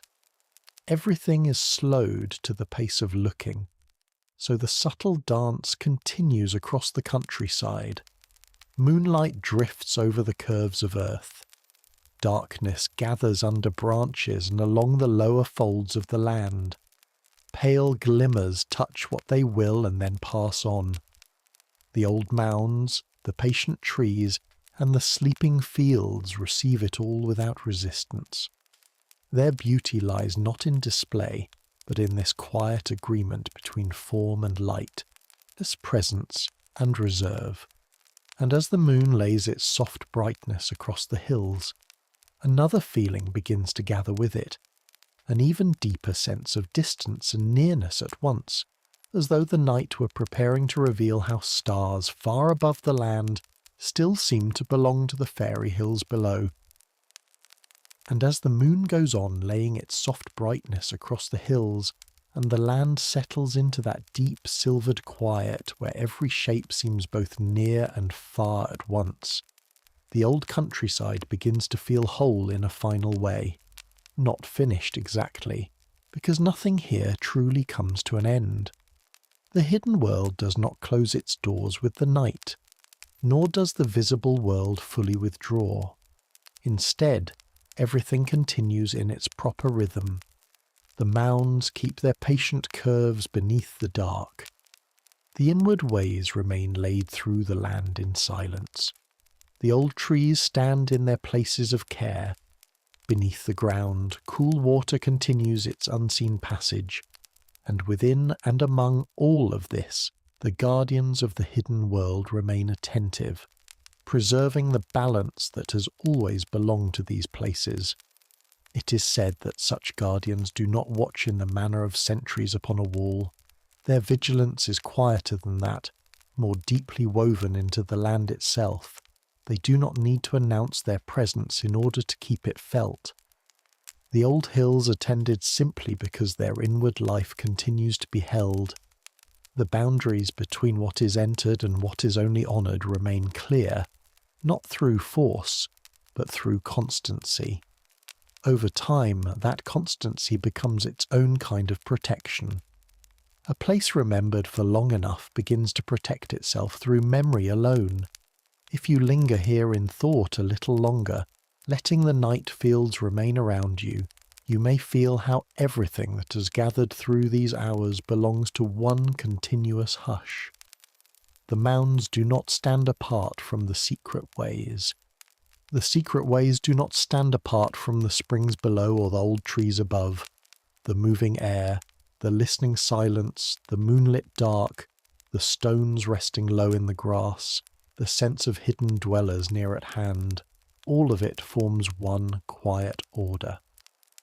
Nothing feels separate when the mind has slowed enough to receive it. Each part leans into the next, each presence confirms another. This may be the deepest calm of the fairy hills, that they do not merely hold mystery, but harmony. So often mystery is imagined as something sharp or unresolved. Here it is softer. The unknown is not a tier in the world, but one of its layers. The hidden life of the hills does not disturb the visible countryside. It gives it depth. The unseen guardians do not interrupt the fields and paths of ordinary living. They keep another rhythm alongside them. The land above remains humanly familiar: pasture, hedge, road, sky. And yet within it there continues a second order, ancient and composed, asking only for respect and careful nearness. And respect here is never loud. It is not made of speeches or ceremonies. It is held in habits, in the instinct not to interfere with what has long been left undisturbed, in the quiet turning aside from certain ground, in the softened voice near old places, in the willingness to accept that one may stand close to something without needing to enter it fully. These are small gestures, but they carry centuries within them. Quietly they shape the listener's awareness too. One does not come away from the fairy hills with the desire to solve them. One comes away with the desire to be gentler in their presence. But that gentleness is part of the closure the land itself offers. The night does not provide a final answer. It provides a final mood, a sense that the hidden world is steady, watched over, and entirely capable of continuing without explanation. The guardians remain. The hills remain. The old currents of silence and memory remain.